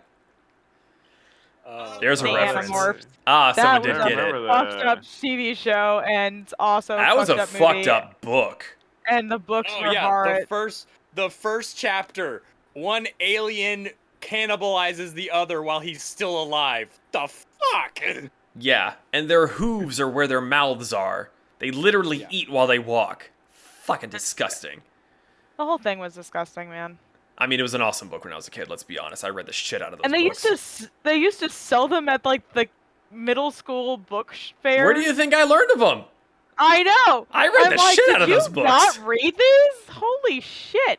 The Reading Rainbow. Look, okay, in all Reading fairness, Rainbow. when those books were out in elementary school for us, we were also watching Ren and Stimpy. Like, That's times were Fair. different back then. Fair. yeah. My So, mom still makes fun of me for knowing every word to the Pinky and the Brain opening. I mean, it's not that hard. The brain. One is a genius, the other's insane. Anyway, Hi. you get to gain proficiency in 2 of the following skills of your choice: deception, insight, intimidation, and persuasion. You can speak, read, and write Common and 2 other languages of your choice. You did not have that option in the new version. Yeah, I think in the new characters they took out a lot of the learn a language thing. Yes, they took out a lot of stuff. I would gamble that book is meant to be like fast-paced one-shot characters, because there's just nothing in them. I think it's more of again, we don't want to enforce stereotypes in anyone, so everyone is a blank slate. So long as they don't Everyone's get rid of the special. legacy stuff and just like this is now what it is, I would be mad at that point. Oh yeah. Oh yeah, in a heartbeat. Be pissed. Well, closing thoughts, concerns on Changelings? Well, I know what character I'm playing next. I mean, Do you not have like 8 billion things that you're already wanting to be? Man, no. I'm just going to point this out. I hope that I'm part of that campaign because I'm going to play a character that doesn't trust anybody and kill Zeke. Because he's going to turn into somebody that I don't know, and I'm like, I don't trust you. Die. Who are you? What have have you you done done with with Billy Billy Bob Norton? It's I me! only- I don't believe you. Kills them. Immediately turns back. Well, no. Oh, He wouldn't shit. turn back. He would turn into his gray form that you still wouldn't recognize. Oh. I knew it! Aliens! Aliens! It's the children of the no, corn. aliens. Wait. How many people remember the movie Home on the Range? Nope, Yes. Seen it. Hang on. Let me look it up Is that the real one with quick. the cows? Yes. Are it's you the one with the literally making a cows. cow reference? No. It's the villain because the villain has three like identical twin nephews, Yeah, who all look exactly the same. but they're all super dumb. So when he puts on his disguise, they're like, "Who are you? What'd you do with Uncle Slim?" And like literally it's just a hat. Yeah. It's just a hat and glasses, and they're like, "What are you doing? What'd you do with Uncle Slim?" He's like, "It's me, you idiots." That's the changeling character in Zack. Yup. It's like all he gives himself is a mustache and Zach freaks out. Oh god! Kills him with blatant disregard. Blatant disregard. Blatant disregard for anybody's safety. Especially since like he watched him do it and he's just Fireball. like, die, bitch! That would be really funny. He's like, hey, you want to see a trick? Yeah, sure. Sits there and watches through the whole transformation. It's done. Who are you? Like, that'd be the greatest first episode ever. No, he The doesn't- greatest title episode ever. Team He kill. doesn't even say anything. He literally just kills him. Pulls out a gun, blows his face off. I Oh, knew that's I couldn't right. trust you. The only person I couldn't trust was myself. No. He's like, he looks at the rest of the party. Anyone else got some magic tricks? So, You'll be Issa, it. this was your topic. Did we Sorry. kind of clarify things for you? Did you have any other questions or rule interpretations? Yes, this actually helped a lot considering this is kind of the race that I want to go with for my first D&D character. Hey! And we didn't Oh, ruin it boy. for her. Huzzah! Well, I want to be a changeling rogue, so... Oh, that's There a you lot. go. Get Now used to you're it. all- Get As long used as to I'm using a not there, you'll lot be of new fine. voices. I loved playing a changeling, although I will say I actually had my character be in her gray form for most of the time. Did you really? Really? Mm-hmm. That's kind kinda of the way that cool. I'm wanting to lean to. Yeah, I had her have like the silver hair and yeah, it's just kind of something different. Just find your one person in your party's like, man, you kind of look bland. Hold on 1 second. He pulls out a Sharpie, just starts drawing facial features. What's that new Netflix movie with the family against the robots? And for the robots to get mad, they just drew like angry eyebrows on them, Oh, and then their face I know, turned red. Not the Robinsons. The Mitchells. The Mitchells. Yes. Yeah. Yes. Oh, that is Or like so that funny. one gif where it's like the teddy bear puppet and it just like slams his head down onto the table and suddenly it has two angry paper eyebrows. That makes me happy. Oh my goodness. But yeah, I just love the thought of a changeling being like, I don't like this person. I'm gonna ruin their life. Changes into them, goes into a public space and yells just like the worst thing ever and then walks out. Oh man. Yeah. I can think of so many inappropriate things to yell that would put you Right? in jail. Ain't that the Like, truth? catch me if you can, turns the corner, changes back. Oh yeah, he went that way. Like pointing So- back towards the inn. The interesting thing here is that it says that a changeling cannot change into something that they haven't seen.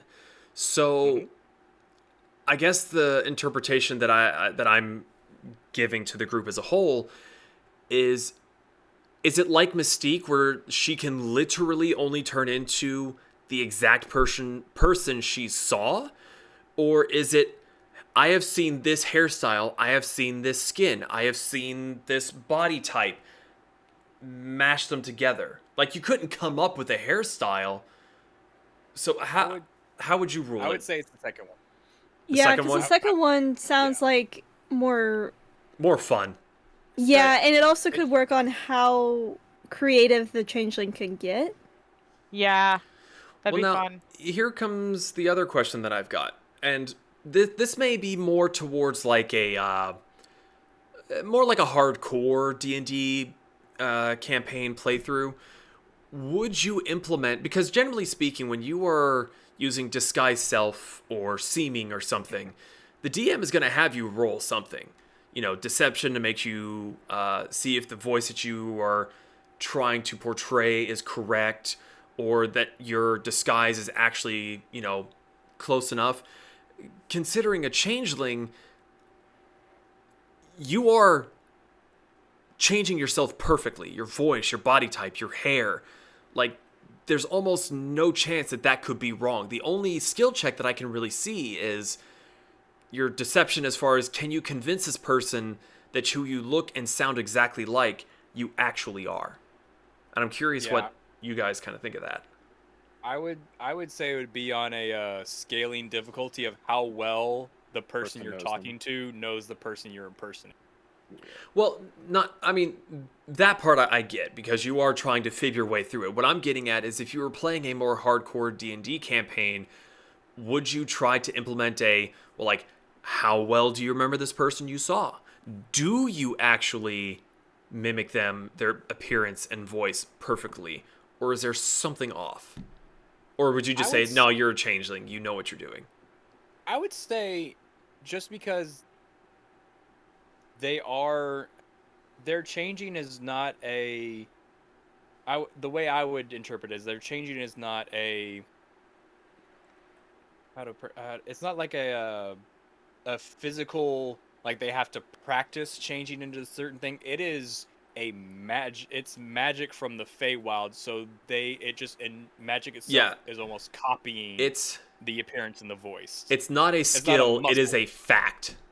Yeah, it's not like a muscle that you have to train. It's just a fact of your biology. Okay, yeah, that's fair. I was just trying to look and see if there was any way to, like, overly complicate it for no fucking reason. As you do. Mm-hmm. As you do. But on the note of convincing other people you are who you say you are, again, that pairs really nicely with the assassin rogue, because a lot of their class features is studying people and studying their mannerisms to where you can infiltrate their life. My mannerisms! I just had a terrible thought. What? Please tell me this terrible As thought. I am taking a drink of my whiskey, what if a changeling meets someone while they're drunk? When they change into it, are they just like all Picasso'd? Like, oh my goodness. That is interesting. Or I would probably, for the sake of you not becoming like an eldritch horror, I would say that you were probably too drunk to properly get a grasp on the person you were trying to mimic. I disagree with this statement in its entirety. I demand Picasso. Which is why you're not the DM. Also, if you got drunk enough, would you accidentally turn into the wrong form? Just not like a messed up version. Like, you try to change it into one person, Yeah, you accidentally change into you're another. supposed to turn into the senator, but you turned into the housemaid or something. So this might be a dumb thing, but have you ever? Brendan Urie, the band he's in. Shit. Panic at the Disco. Yes, they have a music video where they have an alien who disguises themselves and is like flirting with Brendan Urie, and she gets drunk, and her limbs keep turning back into the alien limbs, and it's all from her perspective. And then she eats Brendan Urie, gets even drunker, goes back to the bar, and because she's so drunk, she just transforms into her actual form in the middle of the bar. I just feel like that would be totally like the changeling. It's like, all of a sudden the hand turns back into like the gray skin, and then it's like, oh shit, and then like just progressively getting drunker and you just change all the way back. I don't remember what song that is. I would probably say that's super situational. Like, Yeah. you would have to say something to trigger me as the DM to be like, I need you to make a constitution check just to see if your brain is in the right state to not go, I'm going to be an elephant now. That'd be amazing, and I'd be so happy. Turns into there actually is an elephant person, a There Loxodon is. or something. Yeah. Just It is a Loxodon. Loxodon. Yep. And the hippo people are coming to D&D Yeah. with Spelljammer. I'm so happy.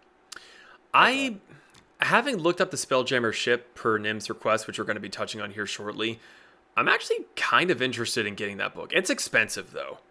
So I know the basic premise of Spelljammer. Do we want to start, since I brought it up by total happenstance, do we want to start transitioning over? Yeah, we can move on to that topic. I literally just went on to the wiki for it and just kind of basically copy-pasted everything that was there, because it's very interesting. It has a lot to do with the base planes and of existence and shit from OG D&D, which has always been really fucking confusing to me, which is why I don't really use the pantheons and the planes in my own campaign, because it's just too fucking much. Yeah, it's easy to use like the traditional, like the 4 elemental planes, the Feywild, and the Astral Sea, the Abyssal Plane. Shadowfell. Oh, The antithesis to the Feywild. Right. Like those are like the basic ones, but outside of that, you got all like the godly and ungodly planes, all the different dimensions, and you're just like, this is too much. the 9 Hells, the Abyssal Plane, the Astral Sea, all that other crap is Purgatory. Yeah. So a Spelljammer is a type of magically powered vessel that could travel great distances, even into the Sea of Night, which, again, I don't know what the fuck that place is. I don't even think I've ever heard of that one. It's kind of cool, though. Each ship has a magical helm, or captain's chair, quote-unquote, that allowed a suitably powerful mage to pilot the ship. Some Spelljammers were also capable of traveling to other planes of existence. Spelljammers vary enormously in design, but many contain common elements. One such element that was present in a variety of Spelljammers were fan-shaped sails, whose purpose was to harness the flow of phlogiston, or, if within a planet's atmosphere, the wind. Let me look up what this phlogiston crap is. Hold on. Phlogiston was a term that could either refer to the space between the crystal spheres of the prime material plane, or to the flammable fluid that permeated it, a rainbow-colored chaotic material that surrounded the spheres. See, what the fuck does any of that mean? It's powered by fucking midichlorians. Moving on. Also, the Sea of Night is space. It's literally just space. Why didn't they just fucking... Okay, moving on. Because they gotta name it a cool thing. Right? The size of Spelljammers was typically measured as their tonnage, which reflected the volume occupied by a ship in spatial tons and was different from the typical tonnage of seafaring ships. 1 spatial ton was equivalent to a volume of 100 cubic yards, 76 cubic meters. While traveling through the emptiness of wild space, ooh, fancy word for space again, or the flow of the blah blah blah, away from large objects, Spelljammers could reach a top speed of 100 million miles per day. That's 68 million excessive. kilometers an hour. That seems excessive. Well, I mean, if you think about it, you're in space, there's no friction. I'm just saying. Excessive. This meant that a trip from Toril to Selûne could be completed in just over an hour. The sun could be reached in 2 days, and the crystal shell of realm space was 64 days away. Again, these are places not really familiar with. It seems like you just have super, super fast ships. These high speeds, also called spelljamming speeds, could not be maintained in the vicinity of a gravity plane or inside an atmosphere. Whenever approaching an object at least 10 spatial tons or 1,000 cubic yards in volume, Spelljammers immediately decelerated to much slower speeds, which were usually determined by the ship's size, the quality of the helm, and the pilot's magical capabilities. So, yeah. So there. I don't remember seeing anything that said like why they were called Spelljammers though. Ooh, I know. Yes, course you you, the do. retard in the back. So Spelljammers are actually named after the original ship, which is a large part of the lore of the Spelljammer universe. Because there used to be this one like basically artifact ship called the Spelljammer, which is supposed to be like the most powerful ship in the cosmos. And every other ship after that was named as a Spelljammer in honor of it, and a large part of any Spelljammer campaign often ends with finding the Spelljammer and kind of taking over the universe. Huh. Wait, Huzzah! let's back up to that last part right there. Because it's supposed to not only be a ship, but a very powerful weapon. Oh.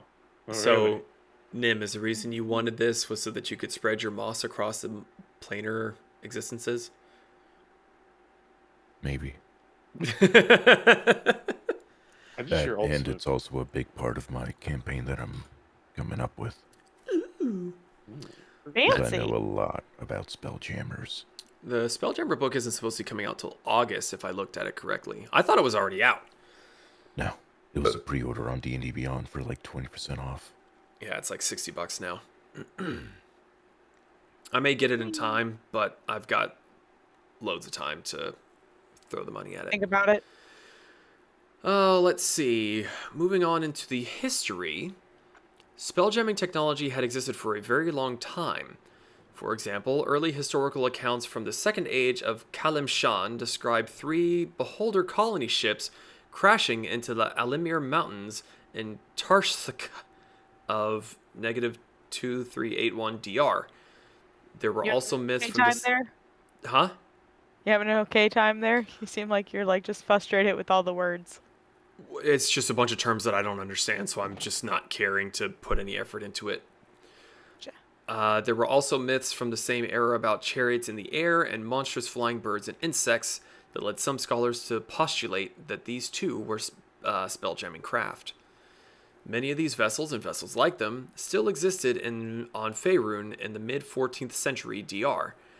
The elves of Evermeet maintained a small fleet of them, while the derivatives of these strange and mighty vessels could be seen flying openly over the southern nations of Nimbral and Halrua.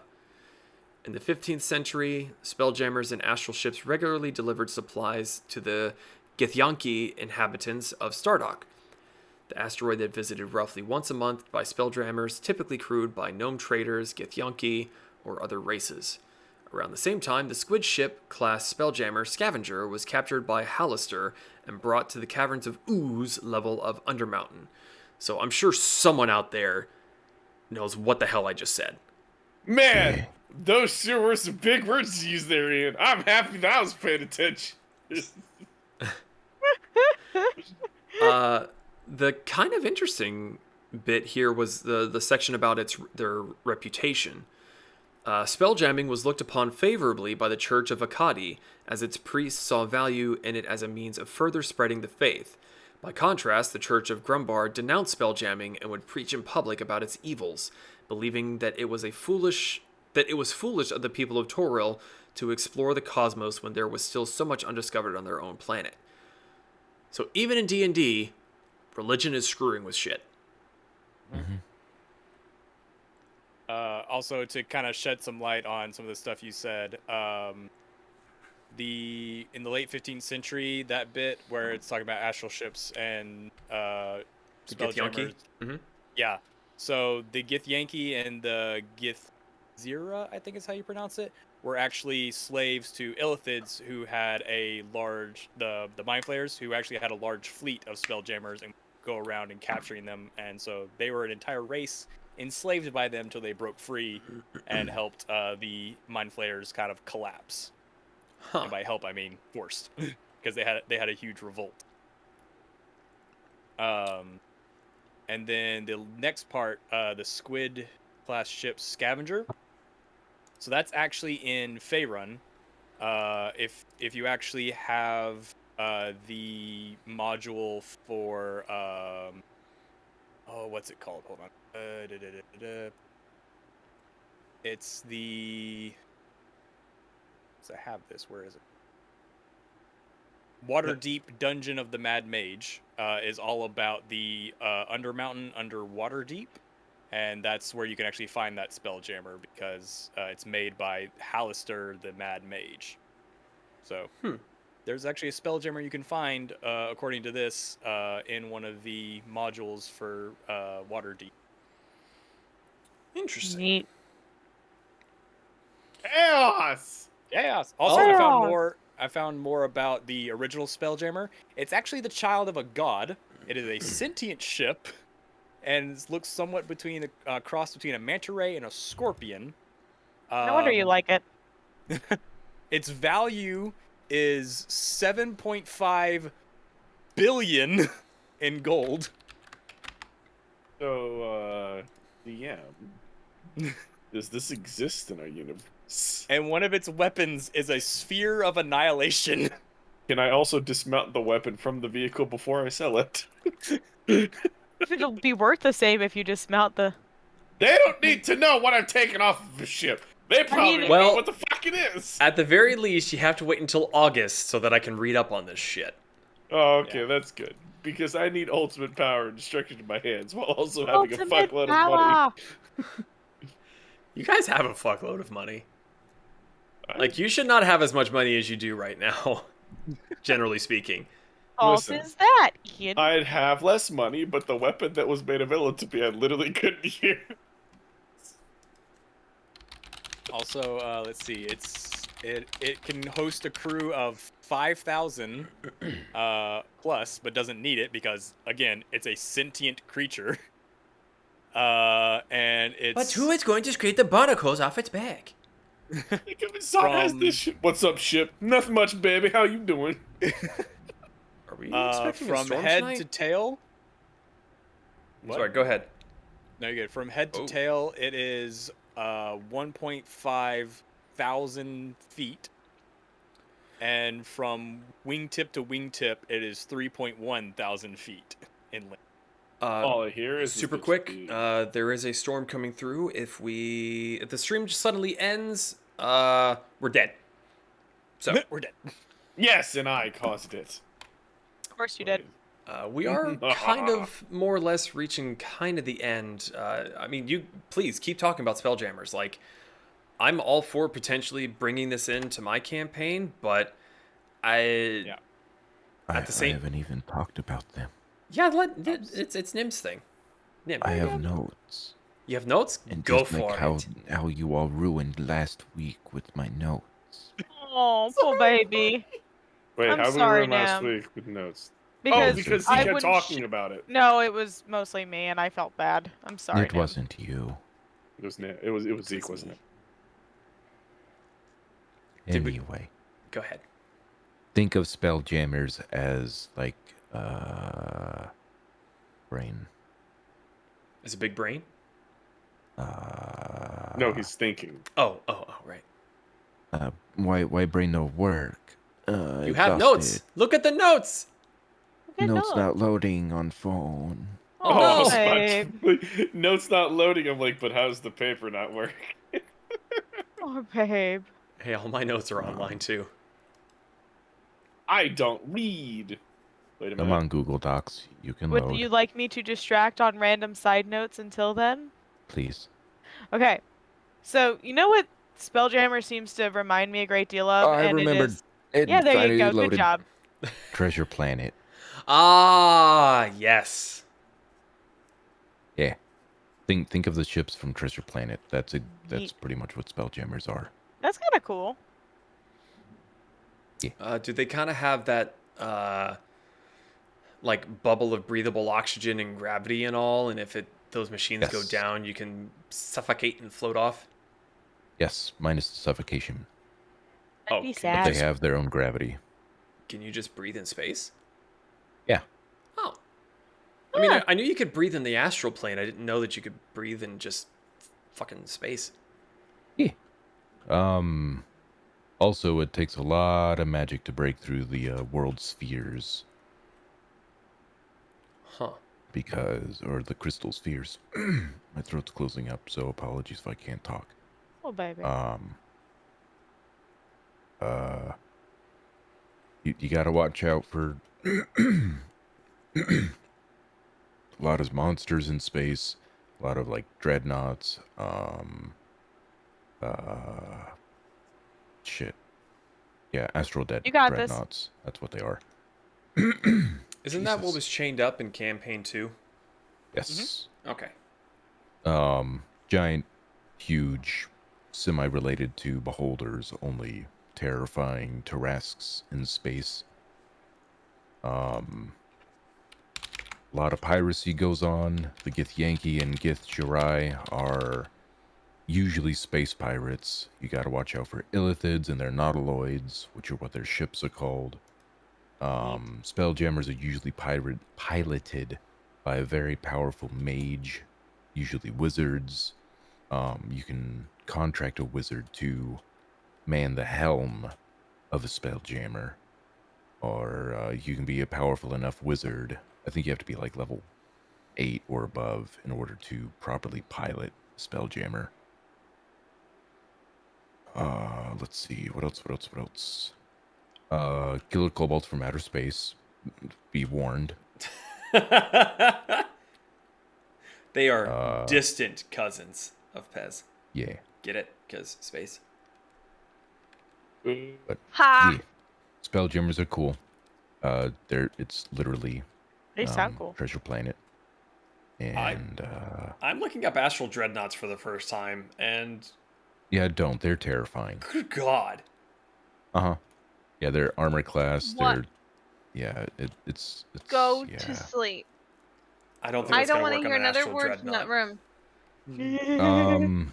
But Spelljammers do have their own armor class and weapons and all that jazz. You can like have stations, kind of like in other D&D games, and also in Pathfinder. You can have different job titles like gunner, engineer, and stuff like that. Repair. The Spelljammer cannoneer. becomes a ship, or the Spelljammer becomes a character that you all have a character sheet for. That's pretty cool. It's very fancy, very fun. They are a huge part of the campaign that I'm writing, and yeah. Well, cool. I'm excited for that. I mean, I'm all for blocking out like a day of the week for you to host your own D&D stream if it ever comes to that. Sorry, not if, when it comes to that. Yeah.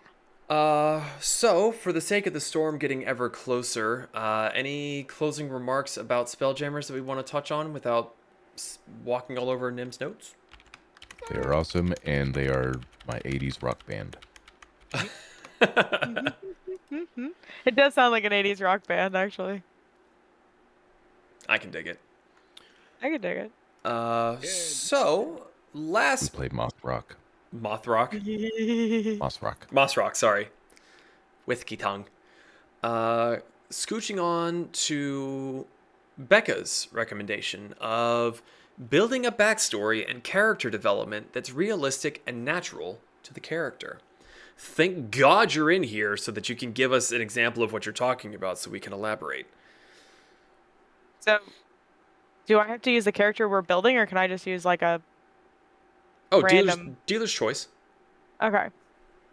So, a lot of the times with backstories, some people will do like this whole big elaborate backstory, and it's amazing, and it gives you a great idea of like character development and things like that makes sense for the character. And sometimes they're just like, they go with the stereotypical of like the rogues, where like the rogues' parents are just dead. I know there's like so many memes of Batman. them just, yeah, basically Batman. And they're, or like, what was the one where it's like, ma'am, your baby is a healthy young man. That's great. Oh crap, it's a rogue. Ma'am, I'm sorry, you know what we have to do. And they just like kill the mom. Wow. Have you not seen that meme? I think I have, but It's I must have fucking blocked it dark from my and I memory love because it. that's pretty fucked up. It's pretty funny though. But like, does it make sense for you to be an orphan? Does it add something to your character? Or are you just killing them to be edgy? Is kind of what my point on that is. Every rogue is edgy for the sake of being edgy. They think they're cool. Right. No offense, Well, Kirsten.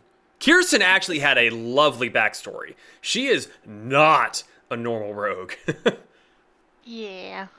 But I mean, I'm just using that as an example. Mhm. But like, are you just adding things to your backstory just because you think like that's cool, or is it that the stereotypical norm, or are you actually trying to develop a character based on the backstory?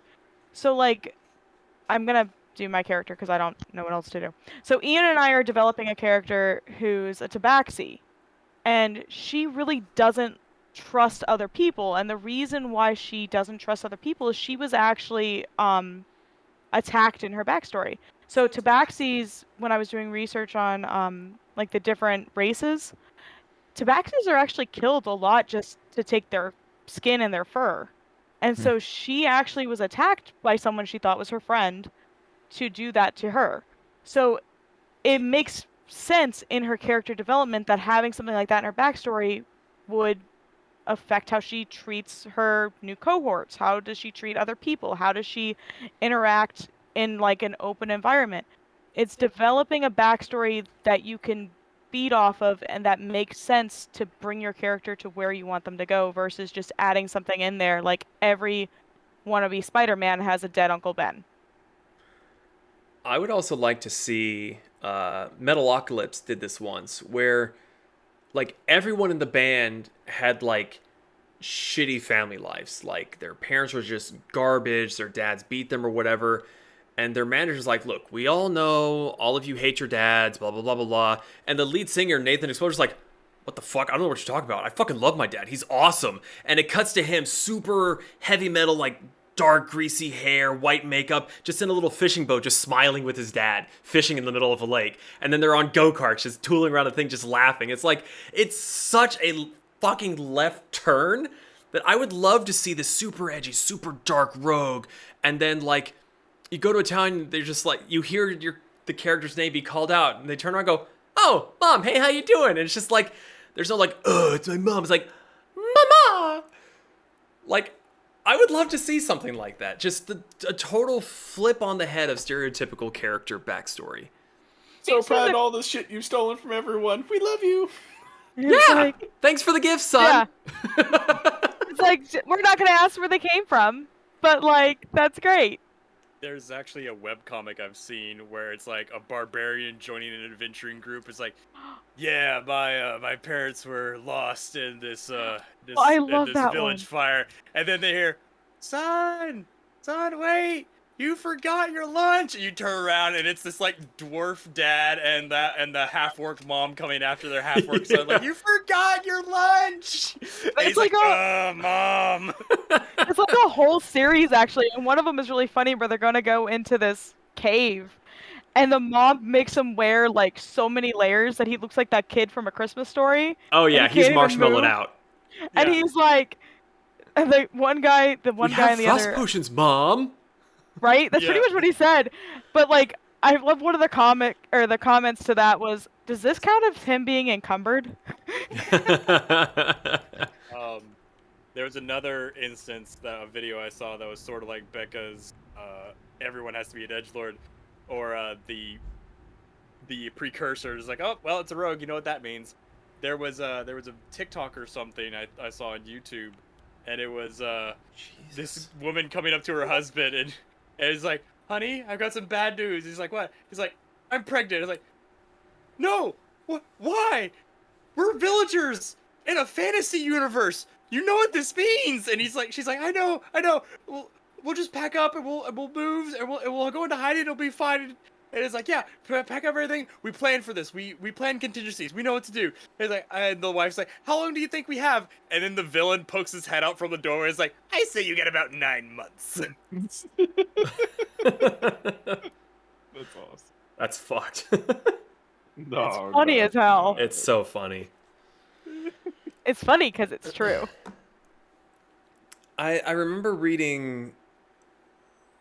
It was one of the the DM websites where you just share your stories, and he was talking about his one player was literally just like this dude joined the party because he was having a midlife crisis. He was a farmer, he had a great job, a family, blah blah blah, and he was like, I just want to go on an adventure. Mm-hmm. So he's just this average, because that's the other thing about backstories that always really bothers me is that you know, everyone comes up with this epic backstory. He was in the military, he was like top of his class, blah blah blah blah blah. Day one of the campaign, I know fucking taumaturgy. I can cast prestidigitation. It's like, The bitch. it doesn't make any sense with your backstory of you being this colossal badass. But now you're the farmer who's like, I'm going to go on an adventure and learn some spells. It's like, you join this party and you're literally sitting there like listening to the job and you're like flipping through your book like, this spell sounds good. I don't think that will kill any of my... fuck it, I'll take that one too. And then like as you go, you literally progress, and that's never in almost any backstory. Right. I will say the one exception, Almost. I think. No, you're good. The one exception, I think, to like, oh yeah, I used to be this badass person. That being okay is if you have a good reason why you are not that person anymore. I mean, Yeah. I'm gonna go ahead and use Zahn as an example. Zahn was not always a cleric. Zahn was just good at hand-to-hand combat, and then he almost died and electrocuted everything. Spoilers. I've already made this public knowledge. Yeah, he's already talked about it a little. Oh, you're right. Yeah. You're right. Yeah, I wouldn't. I'm giving that away. That's it. And we've talked about it in the campaign too. I will say that pretty much everyone in the group didn't have an epic backstory for the most part. Like, Mine was sad. Pez's was sad. very sad, and he kind of came up and reached the level that he's at because of his own hard work previously. Hard work. Proud of you, hon. Brick was literally born in a box. I mean, He's so special. Well, he's special in another way. yes, he's like short vehicle special. So speaking That's of so like sad. just randomly going on an adventure because they felt like it, that's what Herman LeBouf is. Oh. The more you talk about and complain about not playing Herman LeBouf, it just makes me wonder how long is Pez for the party. I mean, He's we'll like, all find of a sudden, Pez is just done with life, and he's like, I will Back to see the you farm. on the other side. It's just Well- like, just Pez disappears. I mean, in all honesty, I mean, this isn't spoiler because I have no idea, but I honestly wouldn't put it past Pez going to the Nightly Kingdoms or even further north and being like, Kingdoms, shut up, I've been drinking. And just being like, this sucks. I'm going home. That'd be kind of cool. Just have like a different mean- character for every kingdom. no comment because that's No something I was planning on doing. Unless someone in the party can convince Pez to stay, In the Nightly Kingdoms, or just to stay with the people. I'll kill you.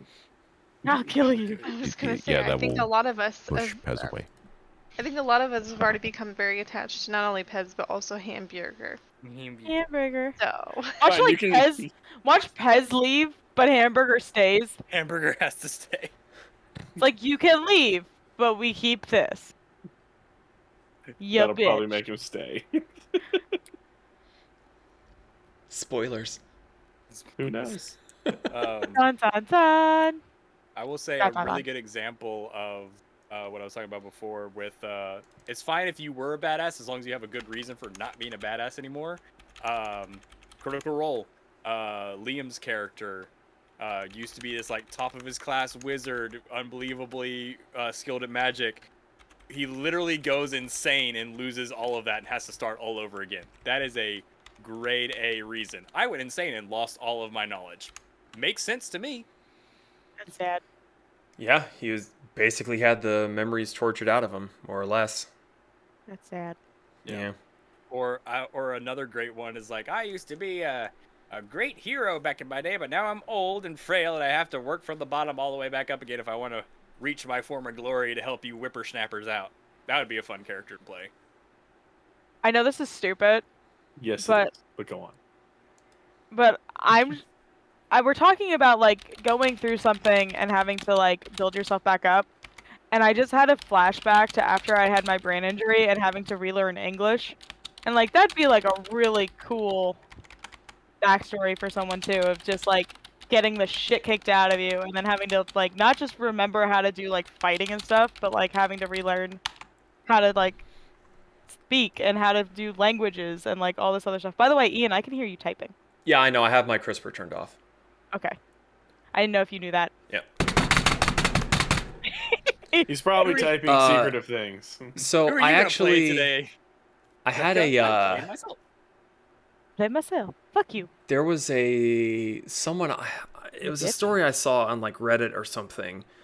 The guy was saying that like he had secretly learned German or Spanish or something and like just literally didn't tell anybody.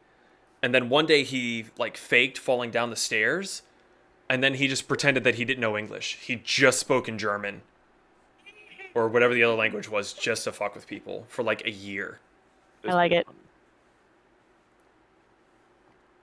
Well, Oh, it's like what was the fake 911 call? And it's like, hello, it's like, starts speaking in Spanish. It's like, mi cabeza. You know what I'm talking about, right? no. Great No. story though. Moving Glad you on. involved us with that one. You bitch. I mean, so I hate to try to rush this along, but the storm is blowing through and I don't want it to cut us off early.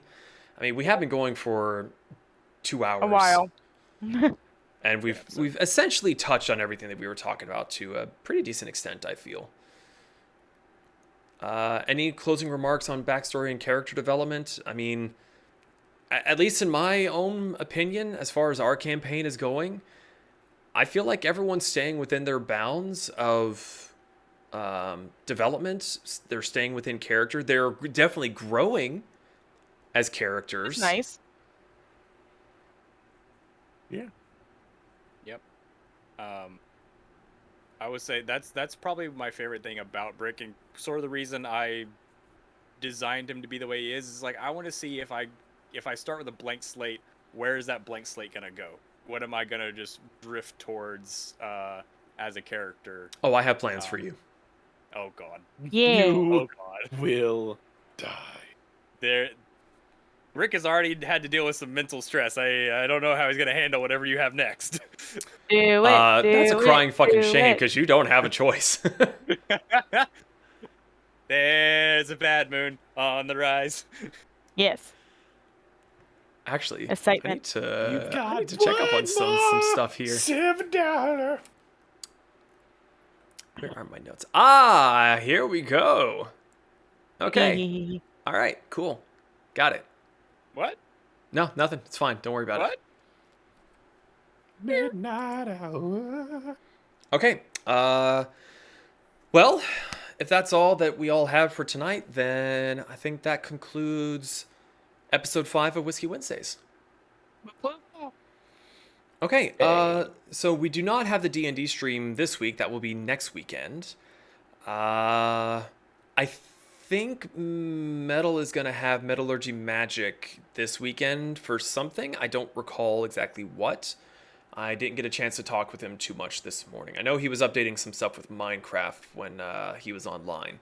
So we'll probably likely do something along those lines, but keep an eye on the calendar. Link should be down below and you should be able to see when we're doing stuff. If not there, join the Discord. That's where we talk about what we're going to be streaming next. Even if you don't want to talk, you just want to pop in and just listen to us be idiots, you're more than welcome to listen in and be muted. It's pretty entertaining. Yeah, watch stuff while we're streaming it, because we play games all the time that we're not streaming on Twitch that we stream for everyone else to watch. So, yeah, let me go ahead and post those links in the chat again. So yeah, I don't really have anything else. So, thank you guys so much for joining us. Hope you enjoyed. and we will be back for Whiskey Wednesdays in 2 weeks. So if you have any suggestions, pop them into our Discord, and I will look them over for the next 2 weeks and come up with a bunch of shit to ramble on about. Okay, any closing remarks? All good? Thank you for joining us. Okay, Thank you for joining. we'll see you guys next time. What? Bye. Bye. Bye. Bye.